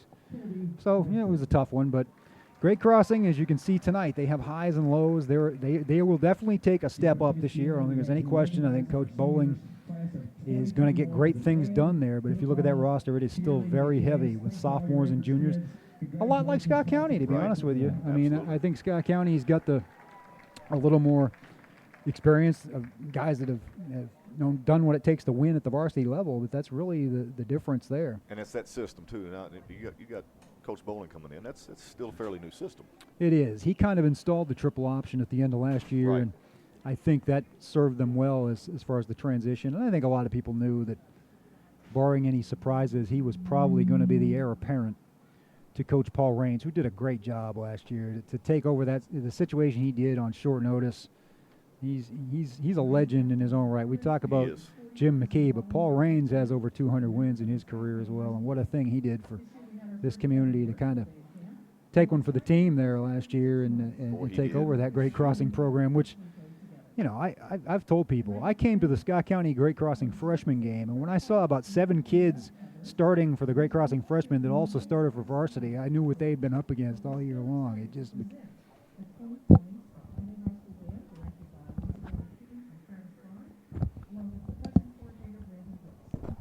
So it's a lot to grasp, varsity football. I think just the bigger, stronger, faster aspect of it. Right. Scott County Band will be doing its thing as we will rattle through a few more sponsors here. Time ticking away at halftime of a scoreless battle between Scott County and Bryan Station. Georgetown Community Hospital, where your health and safety remain our #1 priority. Clark's Pump and Shop, return, refresh, refuel. Clark's Pump and Shop has 3 and soon to be 4 Georgetown locations. West Banco, by all accounts, better. And Greens Toyota of Lexington. Great people, great cars, think Greens.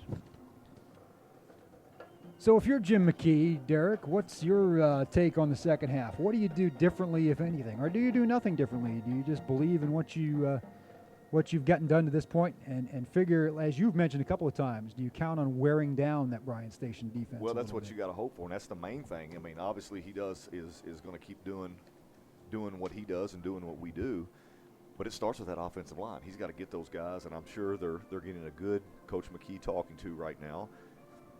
And, you know, you just hope that they turn the corner and they make some key blocks and they keep, you know, hey, guys, we got to run an offense, but we can't have the other team in the backfield. I mean, that's, you know, the interior line for Bryan Station, as mentioned before, doing a heck of a job, and they're also setting the edges. So that's taking away, you know, our belly fullback and then the jet sweeps, you know, the counters and the jet sweeps. It's been tough first half, and you just hope now, make some adjustments. Let's see who's getting in where and stop the bleeding. What might be the most important statistic of the first half, and it's one that kind of goes unnoticed a lot of times, but time of possession. Scott County 15 minutes, 56 seconds. Bryan Station 8:04. That's bad news for Bryan Station on 2 fronts because, 1, your defense is going to get gassed, and 2, Scott County's defense is fresh, and they are already shutting you down at all turns, at all corners. So it's I think the trends maybe favor Scott County, but you got to be careful. Bryan Station's got an offense that I think is sneaky in that it could strike quickly if you miss a tackle here on one of these little quick throws into the flat that they do. You got to tackle on the edges. You got to tackle. You got to make the first tackle. They can't allow Bryan Station can't have the first man miss as you want to when it comes to a spread like that, and the guy's catching it out in the flats by himself. But yeah, and Mulder seems to have not accurate right now, but he seems to have a big arm. He's got a live arm. I mean, he reminds me of a kid from the school from, I believe it was Indianapolis, that came down here last year. That they weren't very good, but their quarterback had a gun, a cannon, and so that's who he reminds me of. Kind of the same size, same arm strength. So keep an eye on that, or we will keep an eye on that, and you can keep an ear on that, depending on how you're consuming this game, want to remind you that, again, all Scott County and Great Crossing home games will be available here on the NFHS Network. It's a great buy. I got to say, for $10.99 a month, you get football, you get volleyball, you get soccer, you get basketball, wrestling when we get there. Basically, if it's played in the gym or played in this stadium or in Scott County's soccer stadium, you're going to get coverage. You can tune in just about any night of the week and see one of your teams in action. Keep tabs on your local teams. Get yourself an NFHS subscription. Get yourself a News Graphics subscription. Because more than likely, you can't come to the stadium. There's a good chance, unless you are a parent of a band member, a cheer and dance member, or a team member, you're not going to be seeing a home game this year. So Will not. we will have, again, some information on some places in public where you can watch the game on a big screen. That's being worked out.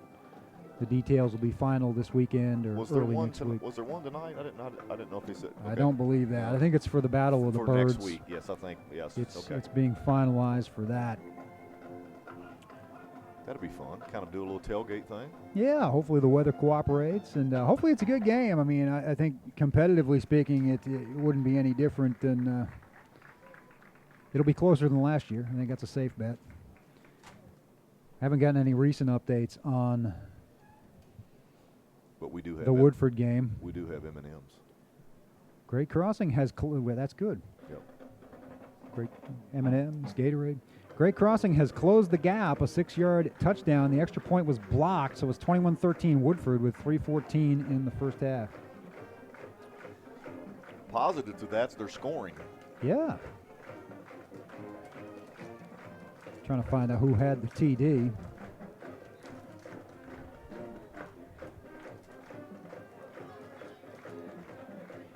But 21-14, that's similar to last year. Great Crossing was in that game for 3 quarters, pretty much. A lot more scoring being done there in Versailles than is being done here in Georgetown. Well, and you don't see this too often. We have basically a minute and a half to go before halftime is over, and both teams are still in huddles. They have not come out to loosen up. Yeah, they've got some talking. Yeah, they do. Talking it over to do.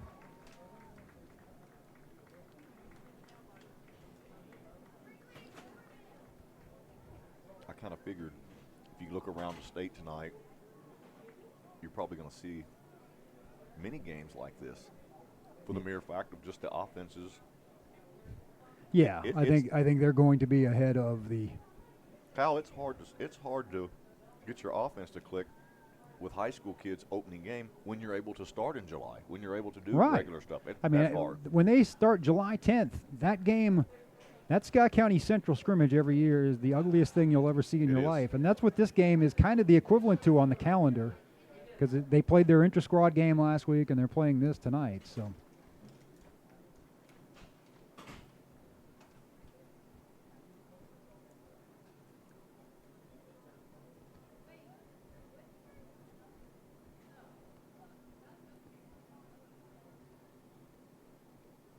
Good crowd, as we mentioned, and good. Basically, I think any ticket that was available is probably being used. Wouldn't you say? Because we look down below us here. Now, believe me, the people are spread out as they're supposed to be, but there are a lot of empty seats, but not as many as I thought there was going to be. Not bad. Once the band comes up, it's pretty well filled in.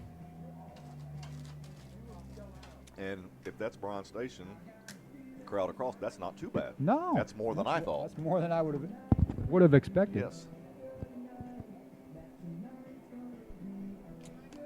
As Scott County, they did put about 3 minutes back up on the clock. So they always do that. Okay. Football is just like you get your hopes up, thinking, okay, we're going to start quickly, and then no, there's another 3 minutes put up, or 5 or 10. I give Lexington Public Schools a hard time for the way they travel and even go to home games, but yeah, Bryan Station's crowd's pretty good tonight. So. Props to the Defenders and their people.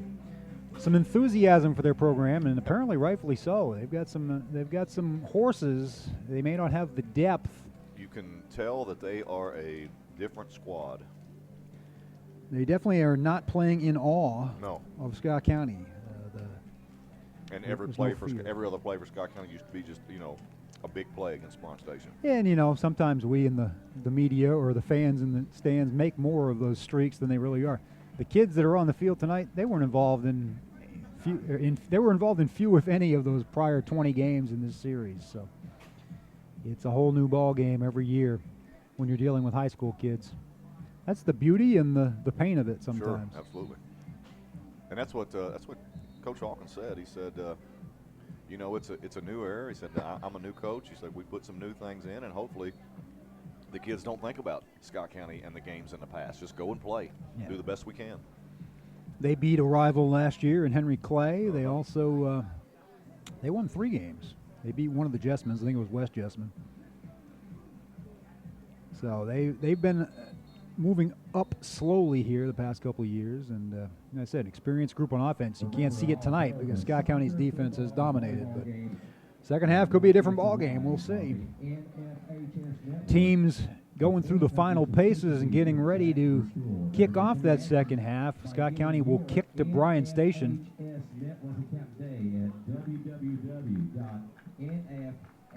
It'll be the first time Scott County's kicked off tonight. Do you have anything installed that might be funky there? Well, you know what?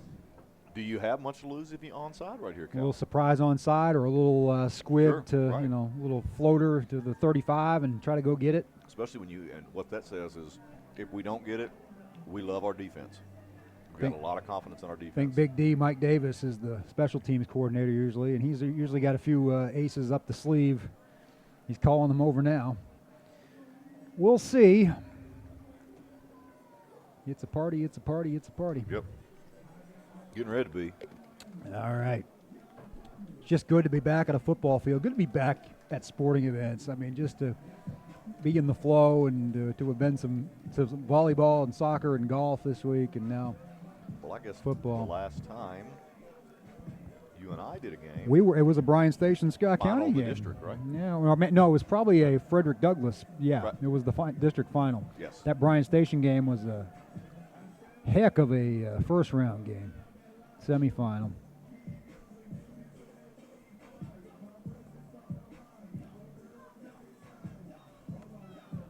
Baines will kick off.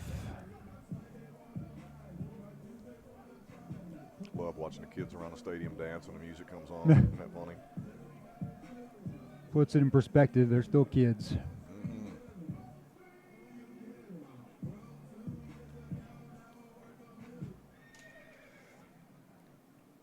And away we go. The music goes off. I honestly think we're going to an onside kick. I wouldn't be surprised the way he's standing. I was going to say, unless he's going to do a sidewind long kick. Bryan Station's aware of it. I mean, you've got to have confidence in your defense at this point, so anything's possible. Now it looks like they're just going to go long or maybe aim it toward the sideline a little bit. A tricky hop, but the Bryan Station receiver is there just on the other side of the 20. Good coverage. And that's what you accomplish by that is that little floater kick as you give your guys time. There's more hang time on it, and you give your guys time to get down there. You said the kicker was pretty good. Obviously, we haven't seen him, but he took one giant step right there and kicked it. He's a soccer/football player. Gotcha. He plays for both. So, he's got some ability to spot it where he wants. He gives them a dimension. Baines is a junior. Coach McKee likes to get that kicker when he's like a sophomore. Yeah. And have Coach Ward work with him. And over the years, they just get better and better and better. And usually they develop into an all-state kicker by the time all is said and done. Certainly the potential is there. Well, and the opportunity. I was going to say, you get a lot of extra point opportunities for Absolutely. sure. Usually you get 100 or so. And a flag comes in as the handoff goes straight up the middle. Flag in their backfield. Yeah, Good sign. I would say.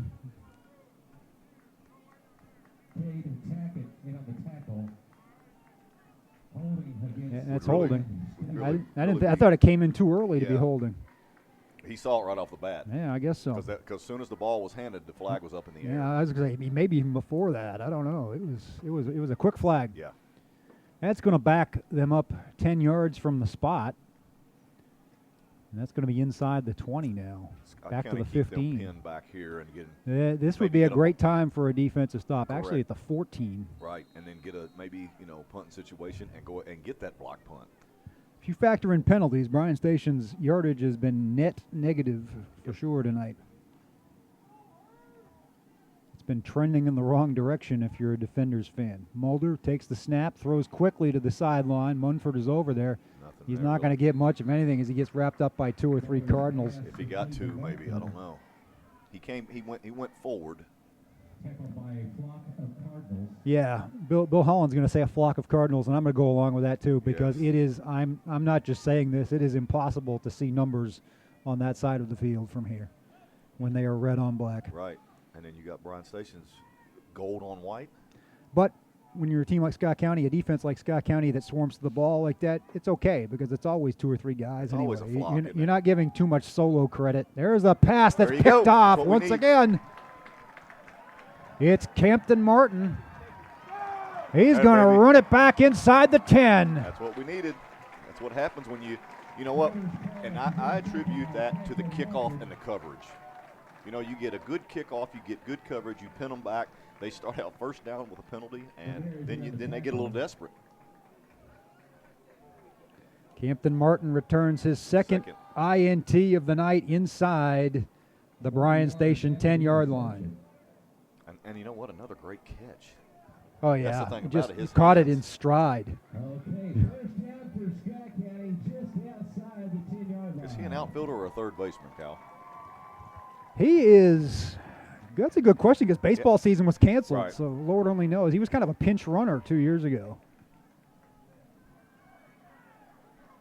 Up the middle, Jones drags the defenders toward. Oh, now the ball's ball. loose. You can't have that happen. Is this? Oh, Bryan Station says they have it. Please He say. got stopped at the 1 Is he down? and fumbled.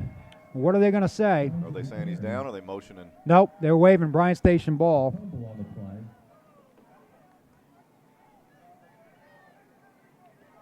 And that is a big turn of events, a big Wow. squander for the Cardinals. Yep. That is twice Campton Martin's first interception, followed with interception. His next interception followed with a fumble. Fumble away at the 1-yard line on the very next play. First and 10 for Bryan Station. Do you go up top here if you're Bryan Station? Do you want to take advantage of Scott County being down in the mouth a little bit, or? You may take a shot first down right here if you can make sure you don't take a safety. They're at the 4-yard line. He has been sacked a couple of times, so you're right about that. They will just hand it off, and that will be no gain. Oh, second effort will get it out to the 5. Yep. Finally making the tackle are Wilhite and Hamilton. Was in on the tackle. Andrew Wilhite's everywhere as well. He's a very active He young is. man on the field. Yep. That you could stick back there at quarterback as well. He's going to be something in basketball the next 2 years, too, I believe. Yep. Yes, he is certainly the quarterback in waiting. Second down and 9. The apprentice to Zane Patton right now. 2nd and 9 from the 5, under 10 minutes to go in the third quarter. Still no score. Anxious to see if they take a shot. Nope, they'll just hand it off Yep. to Taylor, and he will get taken down for a Yep. loss back at the 2.5, maybe the 3. Kevin Herbert in on the tackle. for Looks like Scott Kevin County. Herbert, number 99, limps away, but he made the stop. Loss of 2 on the play. 3rd and 11. Bryan Station at the 3, and yeah, I have covered a 2-0 final in high school football before. It wasn't in Kentucky, but it's not unprecedented. Nope. You got to watch for the safety here if you're Bryan Station. And we have no safety over top. And the quick throw, you got to wrap up there. And again, a great job wrapping up by the Scott County defense. Martin again, or was it Wilhite? That, Numbers pass complete to Israel. They run and look so much alike. Captain There was That was- Martin that on the was stop, Martin. one-on-one, mano-a-mano. Yeah. And if he doesn't take him down, he's still running. that's exactly right. So a necessary 3 and out, and the Cardinals should, get great field position. Well, if they don't block this. That's also a possibility. We've said Campton Martin has been at They- the doorstep. And I don't understand. I've seen over years and years of Scott County blocking punts, and I don't know how teams do not make an adjustment. That they hop, skip, and jump the snap. They get the punt away. It takes a Bryan Station roll to the the Defenders 43. So not super field position, but it's a good starting spot for the Cardinals. Well, I think Bryan Station can take a deep breath. That there it's to not get at the out of that 20. one. Right. Well, first, then, they get a fumble and then have to punt it out of the end zone.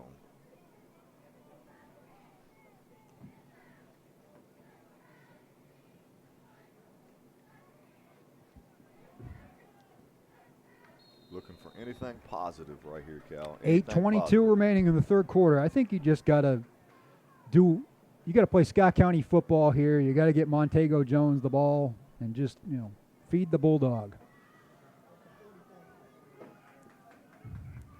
Instead, they're going to try to get Patton some confidence and a quick throw to Hamilton, but he is wrapped up immediately. Kind of how we do the same thing that we do with Campton Martin to them. That was going nowhere. Brought down by Bryan Station's Damon Green. Damon Green, number 9 on the stop. Second down and 10. I would like to see a little pump and go on that one time, because that, as bad as the corner over here is biting. Jones straight ahead, a yard, maybe 2, probably not. It's going to be 3rd and 9. It's a tough situation to be in. 3rd and more than 5 is tough. 21-13 is the halftime score in Versailles. Woodford on top. Third down and a long 8. 3rd and long for the Cards. They've been in this situation before tonight. Oh, There's reverse. a well-designed reverse. He got him a little space, but quickly as that, Bryan Station converges 3 of them and stops him for no gain. And once again, Scott County's going to have to punt. Fourth down. And again, the edge on the other side over there, Cal, the defensive end and the corners on that side are doing a fantastic job staying home. They're not going to get beat on the edge. That's why we need to continue to pound the ball up the middle and something positive happen up the middle. Another punt for Campton Martin. Haven't seen him have to punt 3 times in a game, I don't think, in his life.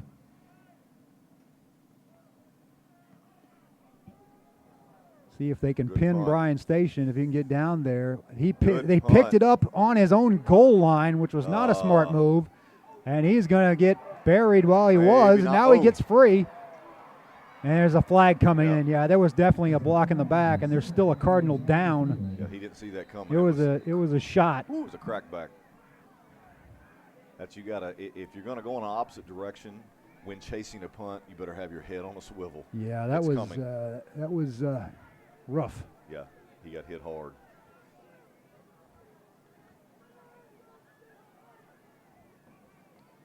And trainer Dan will go out there and check on the injured player.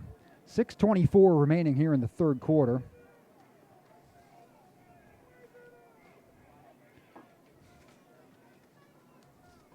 Bryan Station will be pinned back inside their 10 once again, no doubt after this.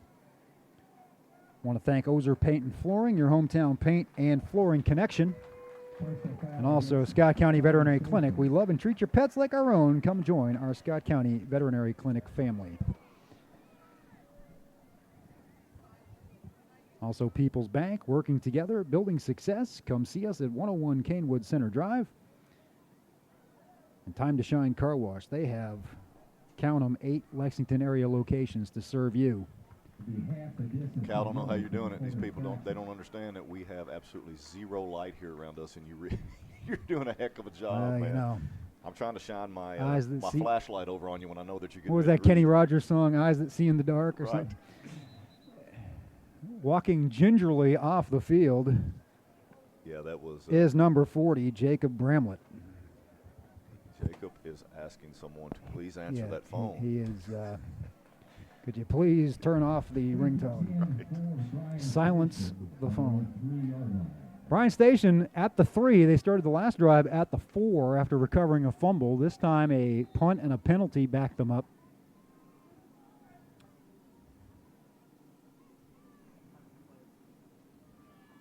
Straight ahead run. Lots of room there for Taylor. He'll get up out past the 10. Stopped at the 10. Correction. Empress Taylor with the carry. Andrew Wilhide with the Wilhide on the tackle after a gain of 7. I am glad Taylor's built the way he is because I can recognize him without having to know what his number. Right. Yeah, there hadn't been any. You know, why would you not have green numbers? You've got green pants. All right. 2nd down and 3. Another handoff to Taylor. He just has that low center of gravity, and he gets thrown back, but his forward progress will get him past the marker. Bryan Station will have a 1st down. Their 3rd of the night. I was going to say, a badly needed 1st down. Which, you know what? That's what, at this point in the ballgame, when it's tug of war like this, you're looking for those little bitty positives. And at least one of those first 2 1st downs in the first half was on a penalty. I'm not sure if they both were. They didn't get a lot of positive yardage. That 11 yards right there that they just gained in 2 plays, and now we have another injured Cardinal. I think it might. I'm not going to say. But I don't want to get anybody alarmed as to who it is. Looks like it could be a cramp.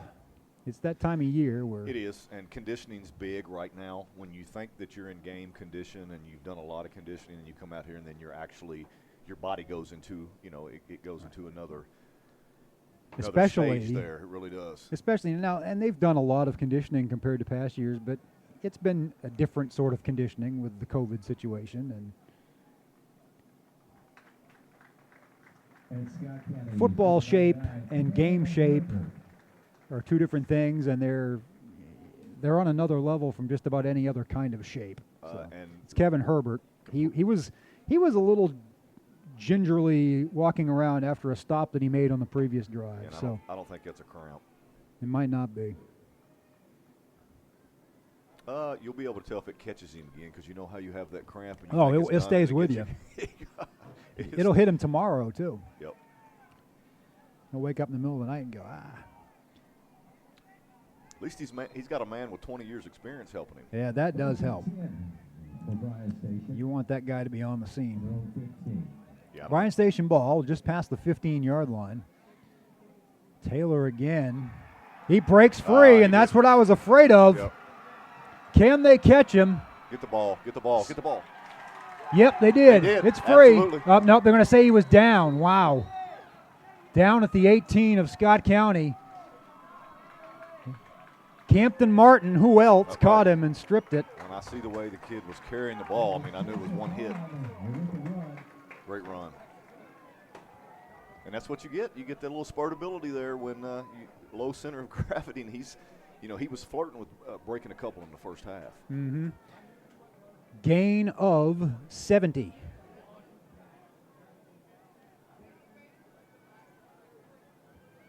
That'll up your yards per carry. Well, that'll fix your offensive stats in a hurry.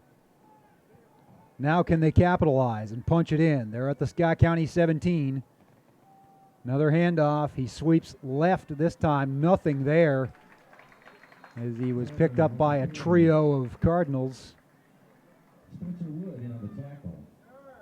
Spencer Wood was the first one on the scene.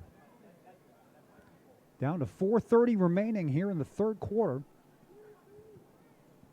And yes, it is still scoreless. No gain on the play. 2nd and 10. 2nd down and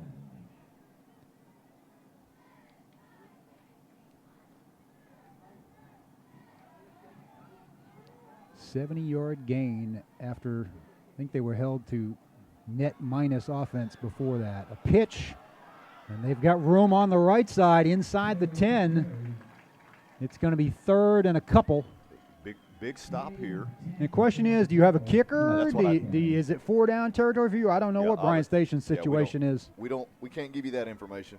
We do not. I know what it would be for Scott County. Right. We've got a timeout on the field.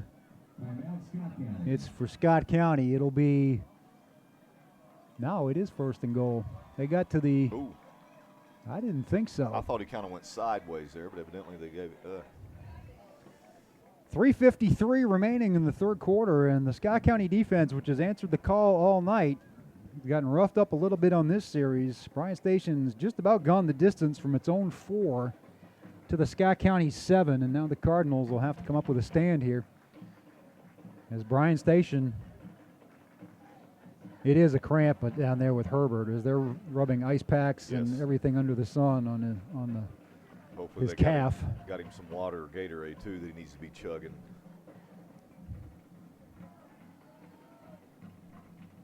The fans are kind of shell-shocked. Usually you want the fans to get behind you, but A, there's fewer of them, and B, they're kind of like, I don't think they know what to do right now. Well, They haven't seen this a lot. Everybody was asleep, Cal, because the way it's just been a defensive battle, and all of a sudden you have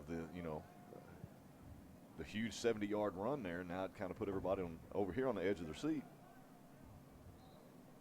You just got to give another call to Campton Martin for the game he's played tonight. He's been all over. If there was a special teams player of the game, he's definitely in the running for defensive player of the game, and they've just got to get some offense out of somebody. Maybe it's him. Maybe they got to put him out there and get a big play on the offensive side. We'll see. 3:53 to go. First and goal for the defenders of Bryan Station, threatening to score first.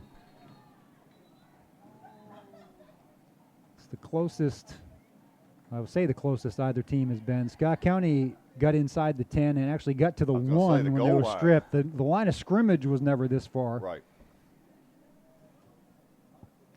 But that was a lost opportunity for sure. It's like an equipment issue or something, a substitution.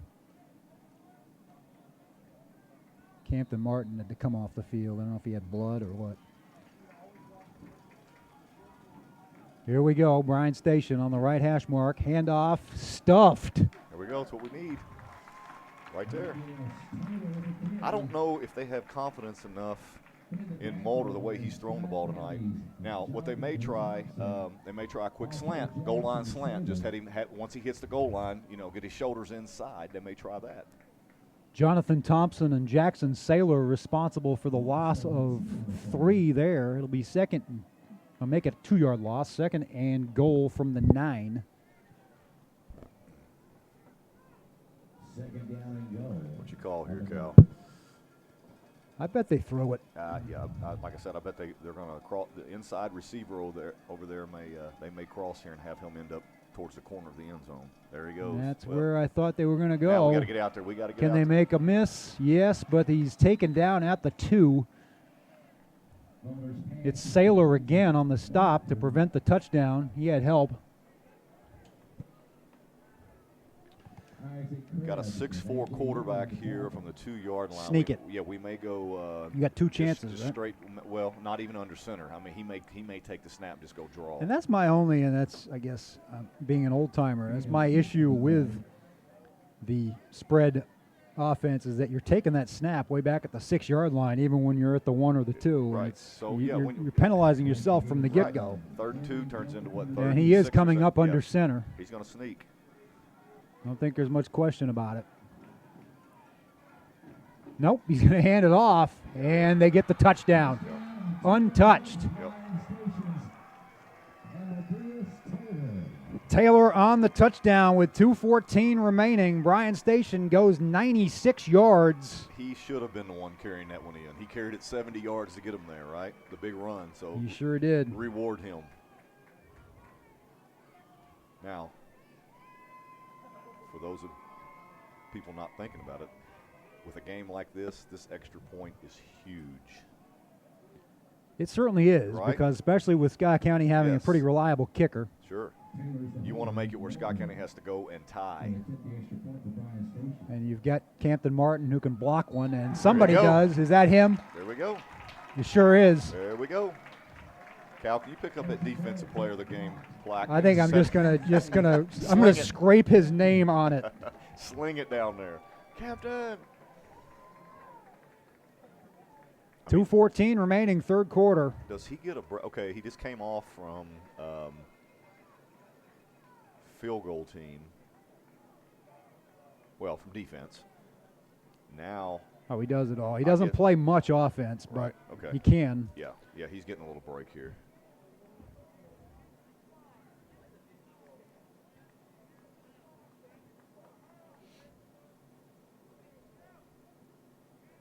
Yep, he's going back in on offense.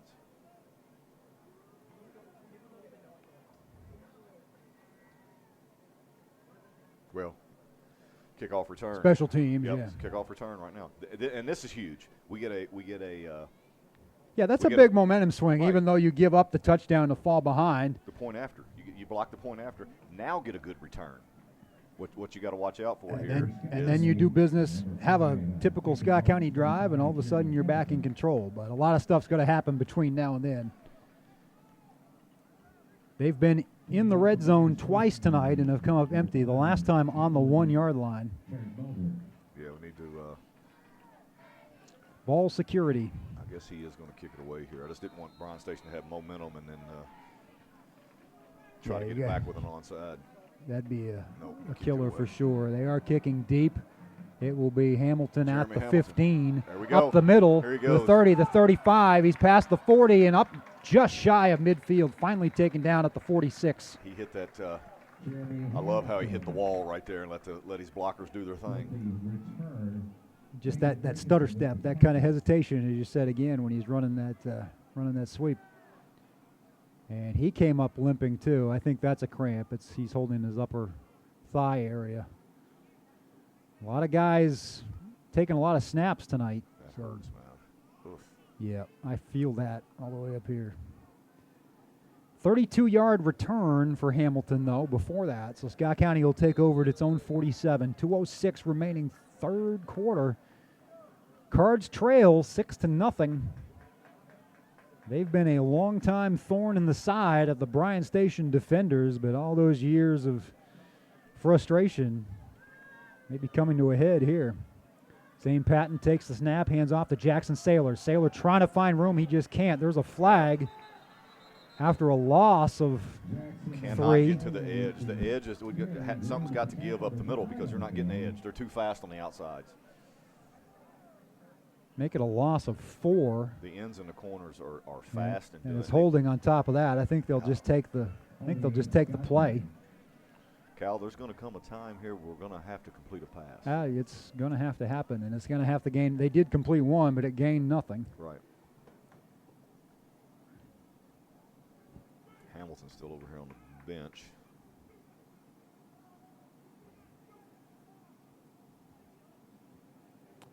Can't tell if it's a cramp or is it his thigh? He's rubbing it like it. Oh, I don't know. Yeah, he's kind of rubbing the lower leg and I think it's a cramp. Right. He's giving him water. All the telltale signs. They are going to mark off the penalty, so it's instead of 2nd and 14, it's going to be 1st and forever. They already changed the down marker, but now they change it back.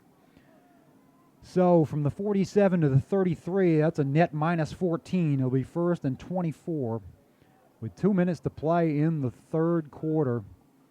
What's your 1st and 24 play, Derek? Pray? Yep, something kind of safe. You can't just turn it, with the type of game that Patton's had throwing the ball. You can't, you hope you knock off, bust something up the middle here because, again, the edges are set. You're on your own 30. Trickery's probably out. It's go time for the Cardinals. 2 Yep. minutes to go in the third quarter. They are down 6-0 at home.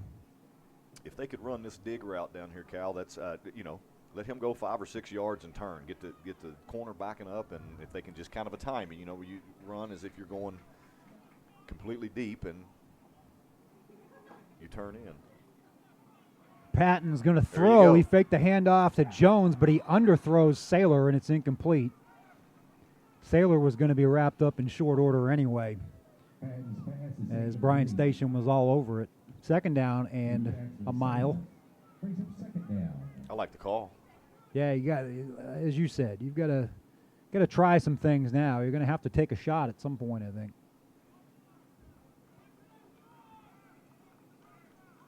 I still think they need to have the little curl route. It always gets you when you need 5 or 6. Boy, have penalties and turnovers hurt Scott County in this game, though. It's the old adages all rolled into one, but it's been a tough night in both regards. Handoff to who else? Campton Martin, who finds room on the edge and gets past the 40.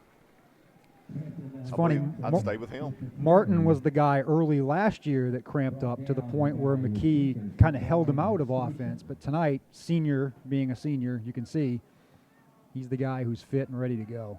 I see that Jeremy's back up off the bench. He's kind of. I see him. He's kind of walking gingerly. Yeah, he's trying to get feeling back in that. Yeah, he's with Dan. In the lower extremities.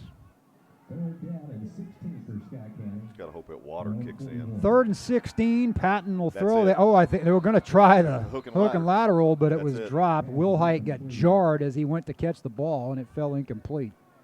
To Andrew Wilhite. It's almost like Bryan Station's watched a little film of Scott County over the years, because I think they knew that play was coming too. It's going to be a punt, the 4th of the night for Martin with 1:13 remaining third quarter. And you're asking a lot of your defense, but they've got to step up again. Yeah, we're going to be in a bad situation if we cannot complete some passes, Cal. Which has before in the tough games with Scott County when you needed, I don't think there's a whole lot of pass packages in there. And that's attributed to a great offensive line and great running backs. Woodford County has stretched the lead over Great Crossing to 28-13 as Martin angles that punt out of bounds at the Bryan Station 25.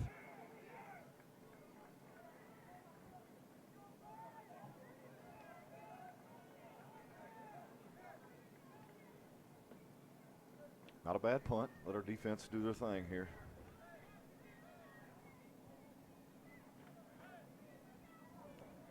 Actually, they will mark it a little farther up than that at the 29. Big spot for the defense. Bryan Station only has to run 66 seconds to get out of the third quarter with a 6-0 lead.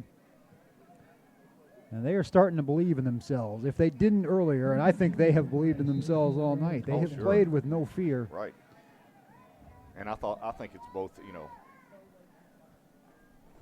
both their interior lines. I think their defensive line's doing a heck of a job. Another case of a small running back following his blockers there and getting plenty of yardage out of it as Bryan Station pushes it up near the first down marker. As I was Martin saying about again on the tackle. About their defensive line, their offensive line, because the runs that Taylor's getting now. He's getting into the secondary and past the secondary.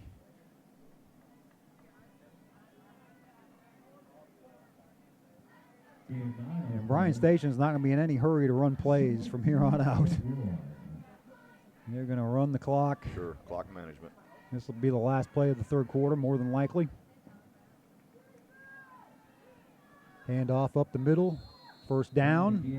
And they will swap sides as soon as the clock starts to roll down to the end of this third period. Scott County is going to have to mount a comeback here at home as they are down 6-0 to Bryan Station here on the Bird's Nest Broadcasting Network.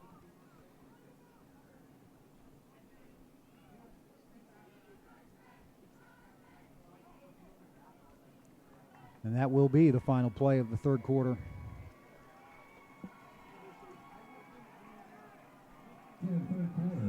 Well, 10 to go, 8 to go. Scott County 10.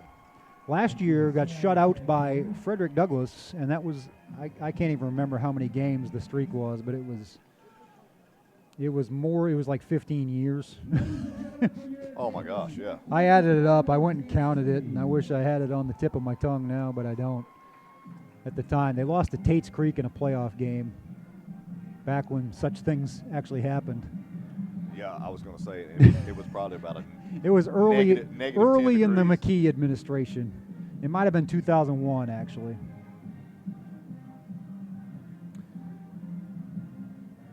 Bryan Station will start with a fresh set of downs at its own 41-yard line with 12 minutes to play, and they're nursing a 6-0 lead here on the Bird's Nest Broadcast Network, where we thank our fine sponsors, Steve Skurman, Kentucky Farm Bureau Insurance, ready to meet all of your insurance needs. Burger King has 2 Georgetown locations, and they are, of course, the home of the Whopper. And Domino's Pizza has a brand spanking new location in Georgetown. You want to go there at the corner of Champion Way and US 25.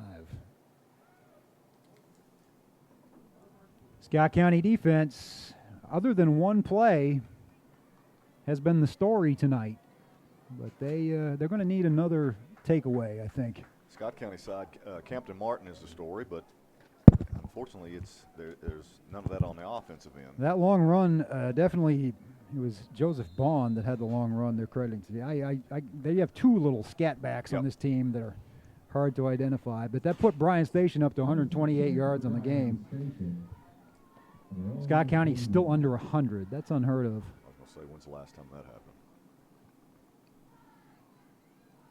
He's going to use as much of the play clock as he can, as he should. Yeah, there's not going to be much there as he gets stacked up for no gain.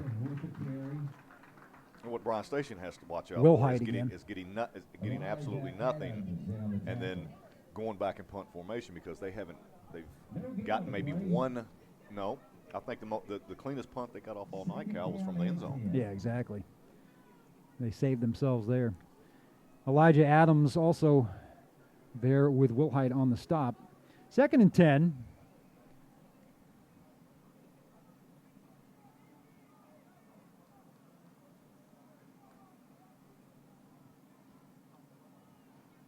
Substitution for Bryan Station. They've got trips to the right. Now they've got a timeout. I think they had some miscommunication going the whole time there.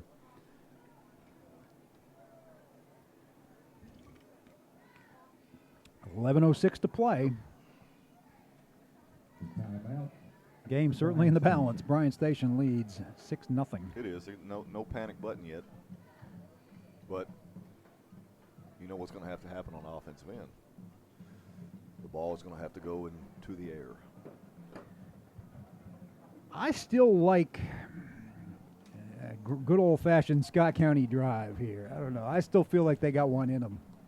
But penalties, all bets are off. You take one holding penalty, one guy jumps off. Now, have we seen Jones since the fumble? Yeah, is it a Belichick situation where he hasn't carried much? I don't know if he's been out there. He's holding his helmet on the sideline right now.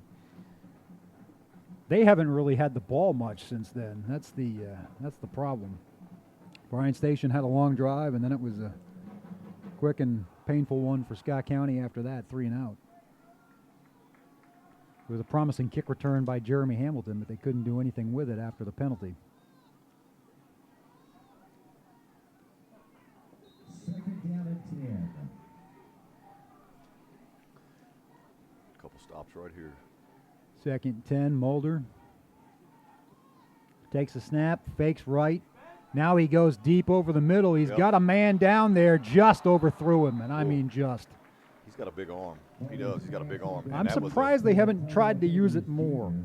Little stop and go move, the little hitch route that he ran there. And honestly, Scott County's been selling out to the run, which makes me even more wonder why they haven't tried to do that a couple of times. But because you do that 2nd and 10 in your own territory, now it puts you. Now it's 3rd and 10, and you stop the clock with 11 minutes to go. Exactly. So a couple of bad things happen for you if you're Bryan Station there. Well, Bryan Station's enemy right now at this point in the game is the clock. That's what you're. You know, it is. It's like when the U.S. was ahead of the Soviets and the clock didn't run, right? Exactly. Just kept ticking 1 second for every 5, and now they blow another timeout. Right. And if you're Bryan Station, you hope you don't fall behind and need those timeouts. They're down to 1. Scott County still has 2 at its disposal. Yeah, we need to keep those 2 with us when it's rolling down under 5 minutes. For sure, for sure. Absolutely. Scott County's defense got to answer the bell one more time. 3rd and 10. But like you said, after an incomplete pass on 2nd and 10, now you've almost put yourself in the spot where you either have to do it again, or you have to cut your losses, hand it off, and punt and give Scott County the ball and trust your defense. And put it in the defense's hands. That's right. And you're going to have to trust your defense probably at least 2 more times. Yeah. With 11 minutes left.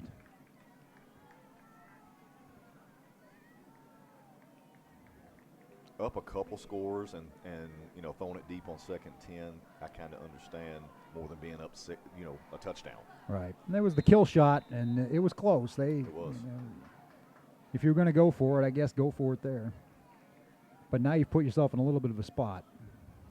You've given Scott County food for thought, though. Mulder takes the snap. He looks. He's going to go down. There's a chance you take as well, right there. First guy on the scene is number 76.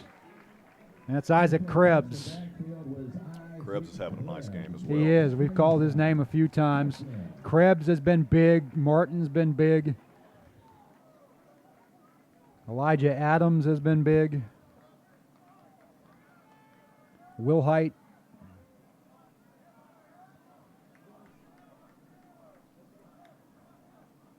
I think early in the game when we thought Zane Patton was playing defense, that probably was Wilhite. It was probably 9 instead of 8. It was. I think it was. Because these red and black, it's just. Because I was sitting there, thinking, why in the world? The longer we've gone on, that's what the case was. And we've got a cramp now for Bryan Station.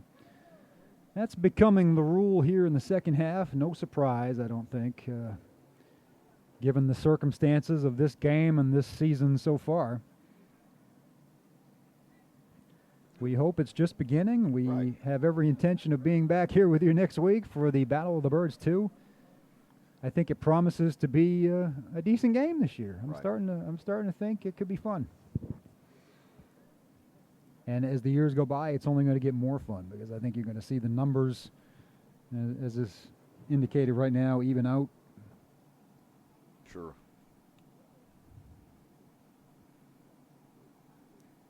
Good turnout for both schools, though. 99 kids at Scott County playing football at a 5A school now. There's something to be said for that. Great numbers.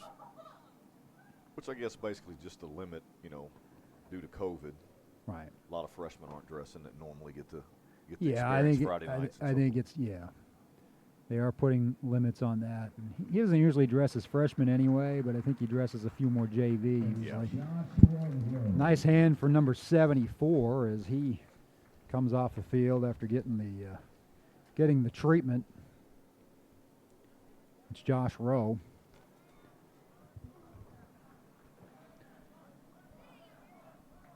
After he gets to the sideline, it will be 4th and 15 after the sack. So Scott County with a chance to get good field position. You can't rough the kicker here. But we can get a block touchdown right You here. can. Camden Martin would be the guy capable of it. I don't see him right now. Yeah, he is on the edge. Yep. And here he comes. Oh, Got there's it. somebody else that almost got their Sailor. Again, didn't block it, but altered it. And it goes out of bounds at the 41. Oh, my goodness. So close, yet so far away. Jackson Sailor was there this time. You would think there's no way a football could get past him. It's He was just the late. laws of physics make is. it almost impossible for that punt to have eluded He's laying right on hands top of and him. fingers as many times as it has tonight. Scott County 59 yards away from a potential tying or go-ahead touchdown with 10:43 remaining. Plenty of time. It is. Plenty of time. Montego Jones is in the game, Come on, along O-line. with Jackson Sailor and Jeremy Hamilton back out there. Hose your wheel, O-line, right here. All about the offensive line right here, Cal. Sure is. They've got some young guys up there, but they've got some big bodies. Patton gets hit as he throws. That should be incomplete. Okay, 2nd and 10. Yeah, I'm okay with that on first down. Right, I'd rather do it on first down than What I don't than know if second anybody and- saw, he did, of course he gets hit, but he had a man out here. He He did. had a man out here. I just, yeah. I And that don't- might have been, it could have been Campton Martin out here on a like a wheel route out of the Patton backfield. took a shot. He did take a shot. But he got right up. Second down. 2nd and 10. It's going to be Hamilton trying to find room, and there's nothing there. Nope. He barely gets back to the line of scrimmage, if that. Jeremy Hamilton. 3rd and 10. Jerry Sly with the tackle. And the Cards finding tough sledding right now. I like to see the tight end right now, Cal. Even if it's instead of being long, maybe just behind the linebackers. It's You just know what I mean? the play action pass seems Yes. to take so long to develop right Right. now that I don't know. And I don't think it's really built in to throw that quick out yet. Yeah, he's going to There you throw go. it pretty quickly. He's got Saylor over the middle. He will get spin and get the first down. Second effort gets it. There we go. Jackson Saylor into Bryan Station territory with 9:50 to play. Wheeled his way to the first down. He right did. there. He was going to get it. And that was a good, quick pinpoint throw by Zane Patton, and he needed that for his confidence. I think the team needed that. Get some momentum. They will quickly get back up to the line of scrimmage. Hamilton in motion. Patton takes the snap, hands it off to Tago. Jones up to the 45, sticks his nose over the 45 to the 44. I'd throw that same pass again.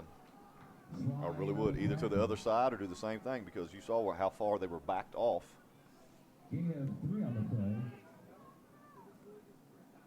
I like going to Jones here, a steady diet.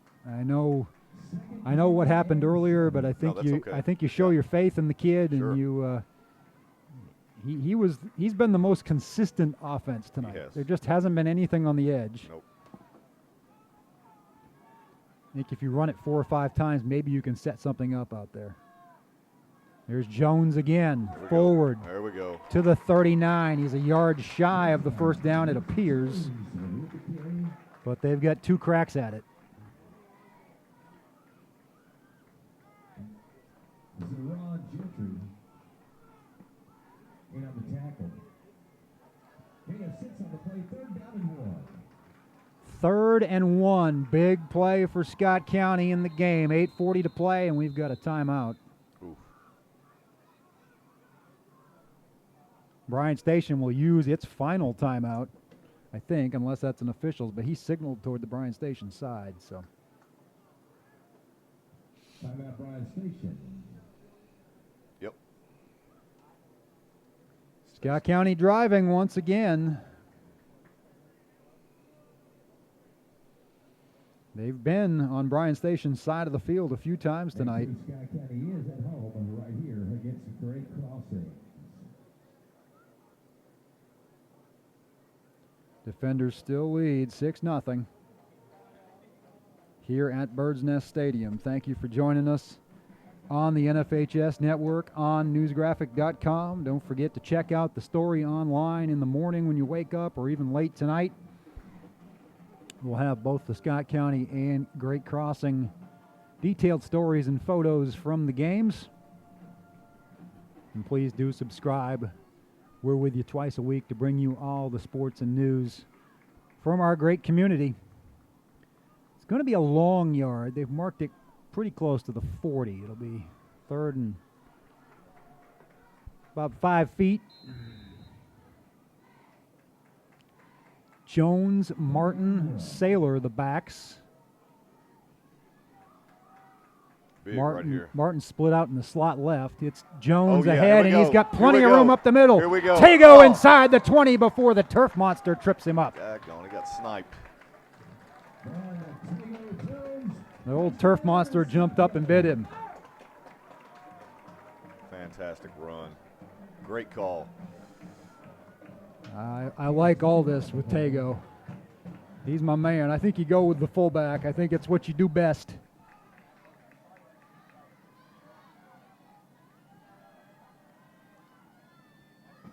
Patton keeps it. He gets it down positive. toward the inside the 15 to the 13. Good gain there. They don't run that play a lot. When they ran it with Cade McKee over the years, they'd run it the other way like a naked bootleg. You know why that is, right? He's a lefty. He's a lefty, baby. He's a lefty. Got to love those lefties. What was it, a couple weeks ago was National Lefty Day or something? Jones. Nice cut. Yep. Inside the 10. It'll be 1st and goal Cardinals. 7:53 to play. Hold on to the rock. Hold on to the rock. Dear Lord. They have been here. It's their 3rd trip to the red zone.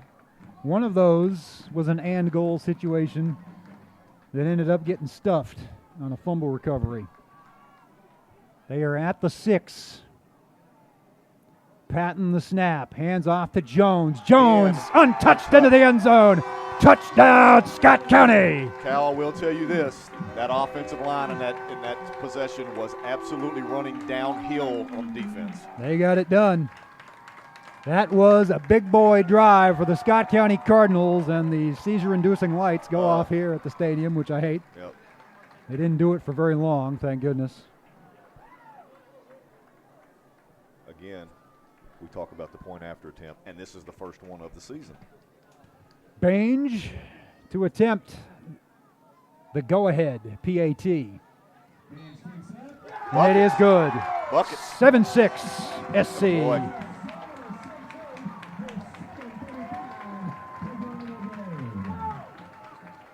Jacob Baines with the go-ahead PAT.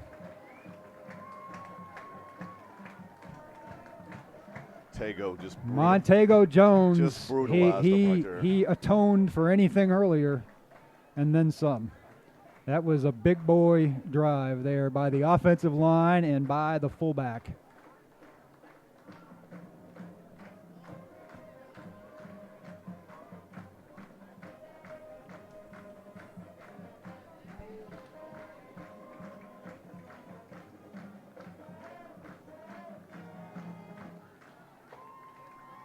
No recent updates, so I assume no scoring from Versailles lately. Woodford County on top of Great Crossing, 28-13.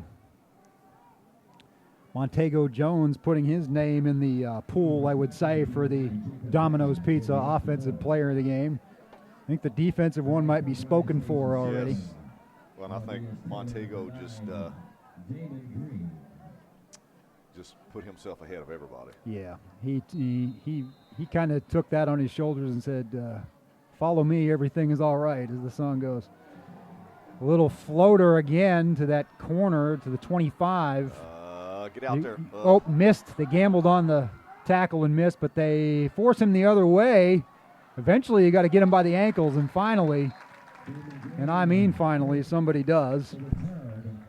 Number 15, A.J. Young.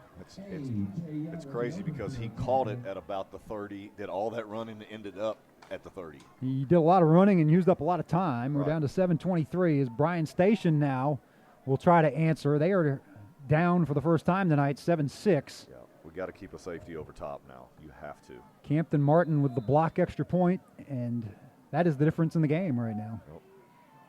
His 2 interceptions also have made a difference in this game. Could he get the hat trick and put it away?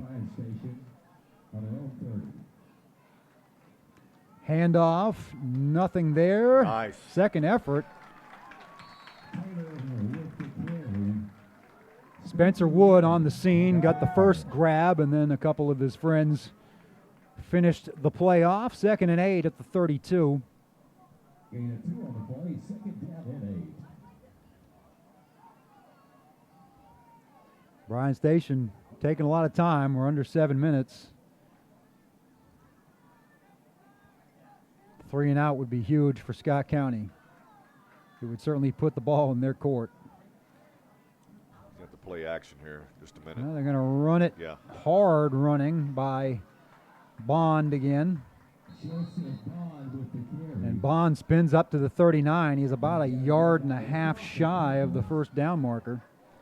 Big play here in the game, under 6:30 to go. 3rd and short for the defenders. They have marked it at the 39, so it's 3rd and 1. Yeah, you would think they would go same thing here, not try to put it in the air. You'd think that'd be a gamble right now. Absolutely.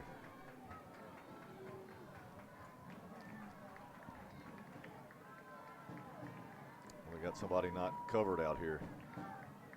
And they will get the first down as Bond powers ahead to the 45. He's over 100 yards for the night. Kind of easy to do when one of them's 70, isn't it? It is. For sure. Bryan Station moving the ball. They've picked up a new fresh set of downs. Under 6 minutes. They're at their own 45, trailing by a point. Now, they can't get beat deep right here. They have to have safeties over top. Shotgun snap. A little miscommunication. Mulder will make something out of nothing, though. He'll get it to midfield. Stuck the ball out there kind of dangerously, too. Cade Tackett made on the tackle. Gave about 5 on the play. That'll bring up 2nd down and 5. Bryan Station's at midfield.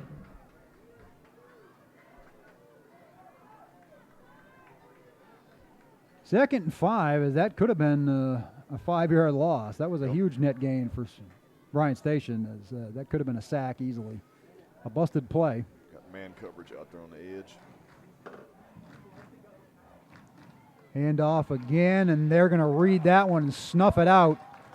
Flock of Cardinals, about 5 of them bury Taylor at the point of attack for a loss of 3. Who was that off the edge there? Is that Sailor off this edge? Somebody hit him first off this edge over here. Probably Sailor. Adams got there as well. It was a gang tackle. 3rd and 7. Now, they will turn it loose right here. I would say you've got to go pull something out of the book here. Under 4.5 minutes to go. Scott County clinging to a 7-6 lead at Bird's Nest Stadium. Need a big sack. Mulder throws over the middle. Ooh. Broken up! Oh, nice that was a hard hit. Wow, nice hit. And Jeremy Hamilton came in there and knocked it loose, and he's concerned for the kid. And rightfully so. He gets up.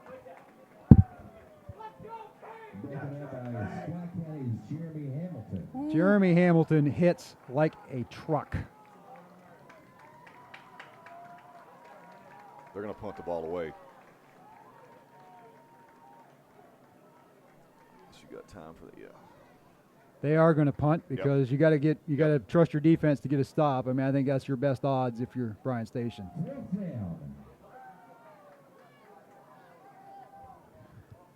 4:13 remaining. Here he comes and gets it almost. Sailor again. He must be going it He sideways. just can't do it. Between Sailor and Martin, they have been right there. It gets a good Bryan Station roll to the 22, and that's where Scott County will take over with 4:03 left. I cannot believe they haven't blocked one yet. They blocked the extra point, thank goodness. They're doing the hard part, and that's getting there. Woodford has ripped it open to 35-13 now with 10:41 left.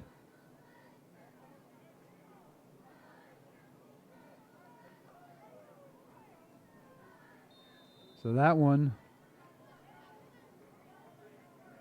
appears to be just about over in all practical terms. We'll get a little Tago action here too, aren't we? I think Tago is going to see a lot of the football for the rest of this evening. He gets it here, and he rumbles up past the 30. Gain of just about 10. I don't know if it'll move the chains or not. Yes, they will. 3:51 and rolling.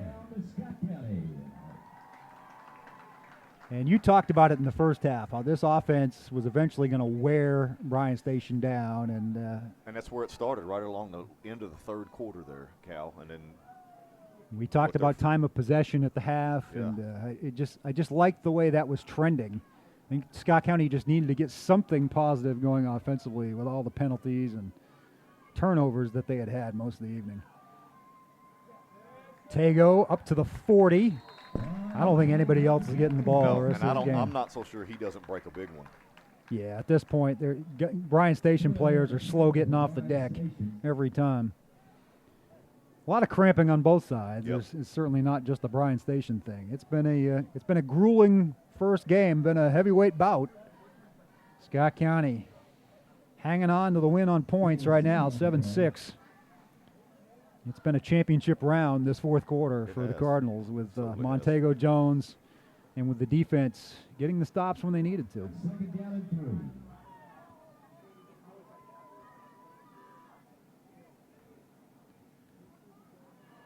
Jones again, up past midfield, move the chains, 2:30 to play. And no timeouts for Bryan Station. They only have to run about 3 more plays, and we're going home 7-6 winners here. Yep. Just got to hold on to the football right now. Montego's, he's holding that thing like his life depends on it. He's got to be over the century mark now. He's gotten most of that in the past 10 minutes of real time. Yes. And 10 minutes of clock time as well. They won't have to snap it until under the 2-minute mark here. And again, Bryan Station with no timeouts. Zane Patton just kind of standing there. And now there's a penalty. It's not delay of game.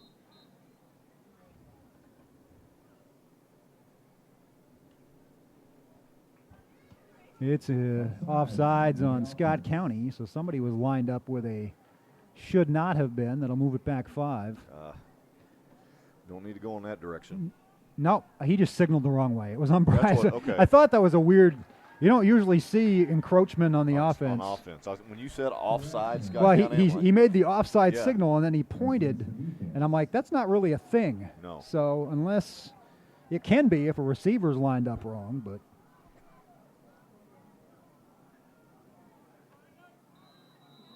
Okay, now they're going to wind the clock, and I don't know. McKee's thinking, I think Yeah, they need to reset the play clock. You have to. Penalty on the defense. Did they just Yeah, give Bryan there we go. Station a There we go. timeout? Because they don't have one. No, McKee probably took it. Well, again, they pointed the wrong way. Yeah.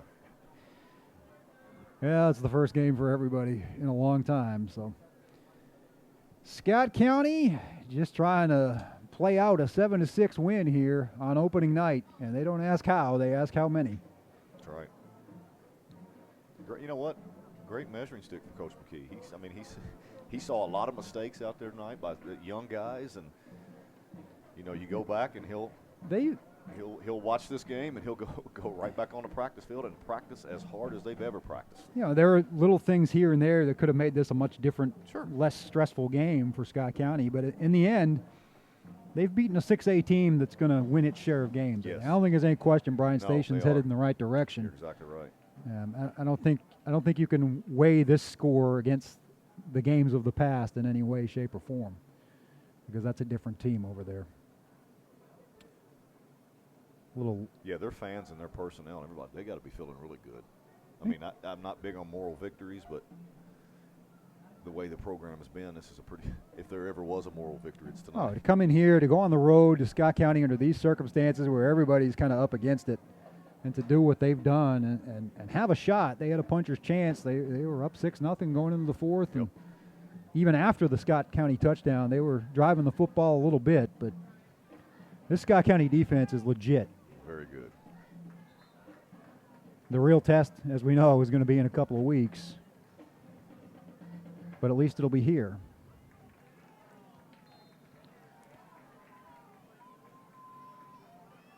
Patton under center. 5 for Scott County. Bryan Station 44. Hand off to Jones, who gets the first down and more. Up inside the 30. Hold on to it, Tago. He's down at the 29. That's going to just about do it. I'm telling you, they're going to go ahead and get in the end zone. I'm going to tell you right now that the Domino's Pizza offensive player of the game is Montego Jones, the junior fullback. And your Chick-fil-A defensive player of the game will be Campton Martin, your senior do-it-all defensive back, kick returner, kick blocker, occasional halfback. May have driven one of the team buses. Probably sold some of the bag snacks at the Right. Safety First concession stand tonight. A great game by those two guys, and this team's, as far as this team does go this year, a lot of it will be on those two. Sure. Well, let's give a call to that defense, though. Who is in the? That's not Andrew Wilhite, the shoulder thing there, is it? Who are you looking at? Somebody's got their shoulder wrapped up. I saw him pulling the pads off. Uh-oh. One of Scott County's players. He's in. Ruh-roh. I can't tell if that. It kind of looked like Andrew Wilhite.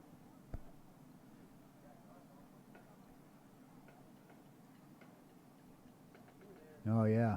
I think you might be right. Doesn't it? Yeah, from the back it does. I haven't seen him on the field lately either, so. Mm. Let's give a call to that defense. Andrew Wilhite was a part of that. Elijah Adams had a bunch of key Andrew's stops. fantastic. Spencer Wood has had a great game. To be asked to do what Andrew did this year, meaning he's been a quarterback all through middle school. Right. I guess quarterback as a freshman. It just shows you the athleticism and coach put me wherever and I'm gonna get the job done. It's hard to mention their names because so many of them are involved in every tackle, it seems like. Jonathan Thompson's had a nice game. Kevin Herbert before the cramp started kicking in. Isaac Krebs had a big sack. Yep. Jackson Saylor has been all over the place on both sides. And Patton's going to kneel on what is going to be a 7-6 victory for Scott County. They haven't had a lot of wins like that over the years, but they all count. That's the best formation in the game right there, the victory formation.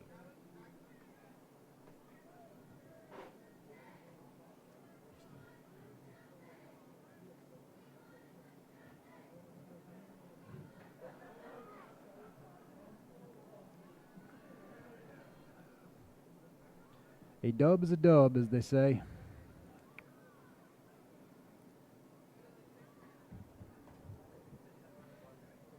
This will be the final play of the game as Patton will take one more snap and kneel, hand it back to the official. By the time they reset, the play clock will be bigger than the game clock, and the fans know it.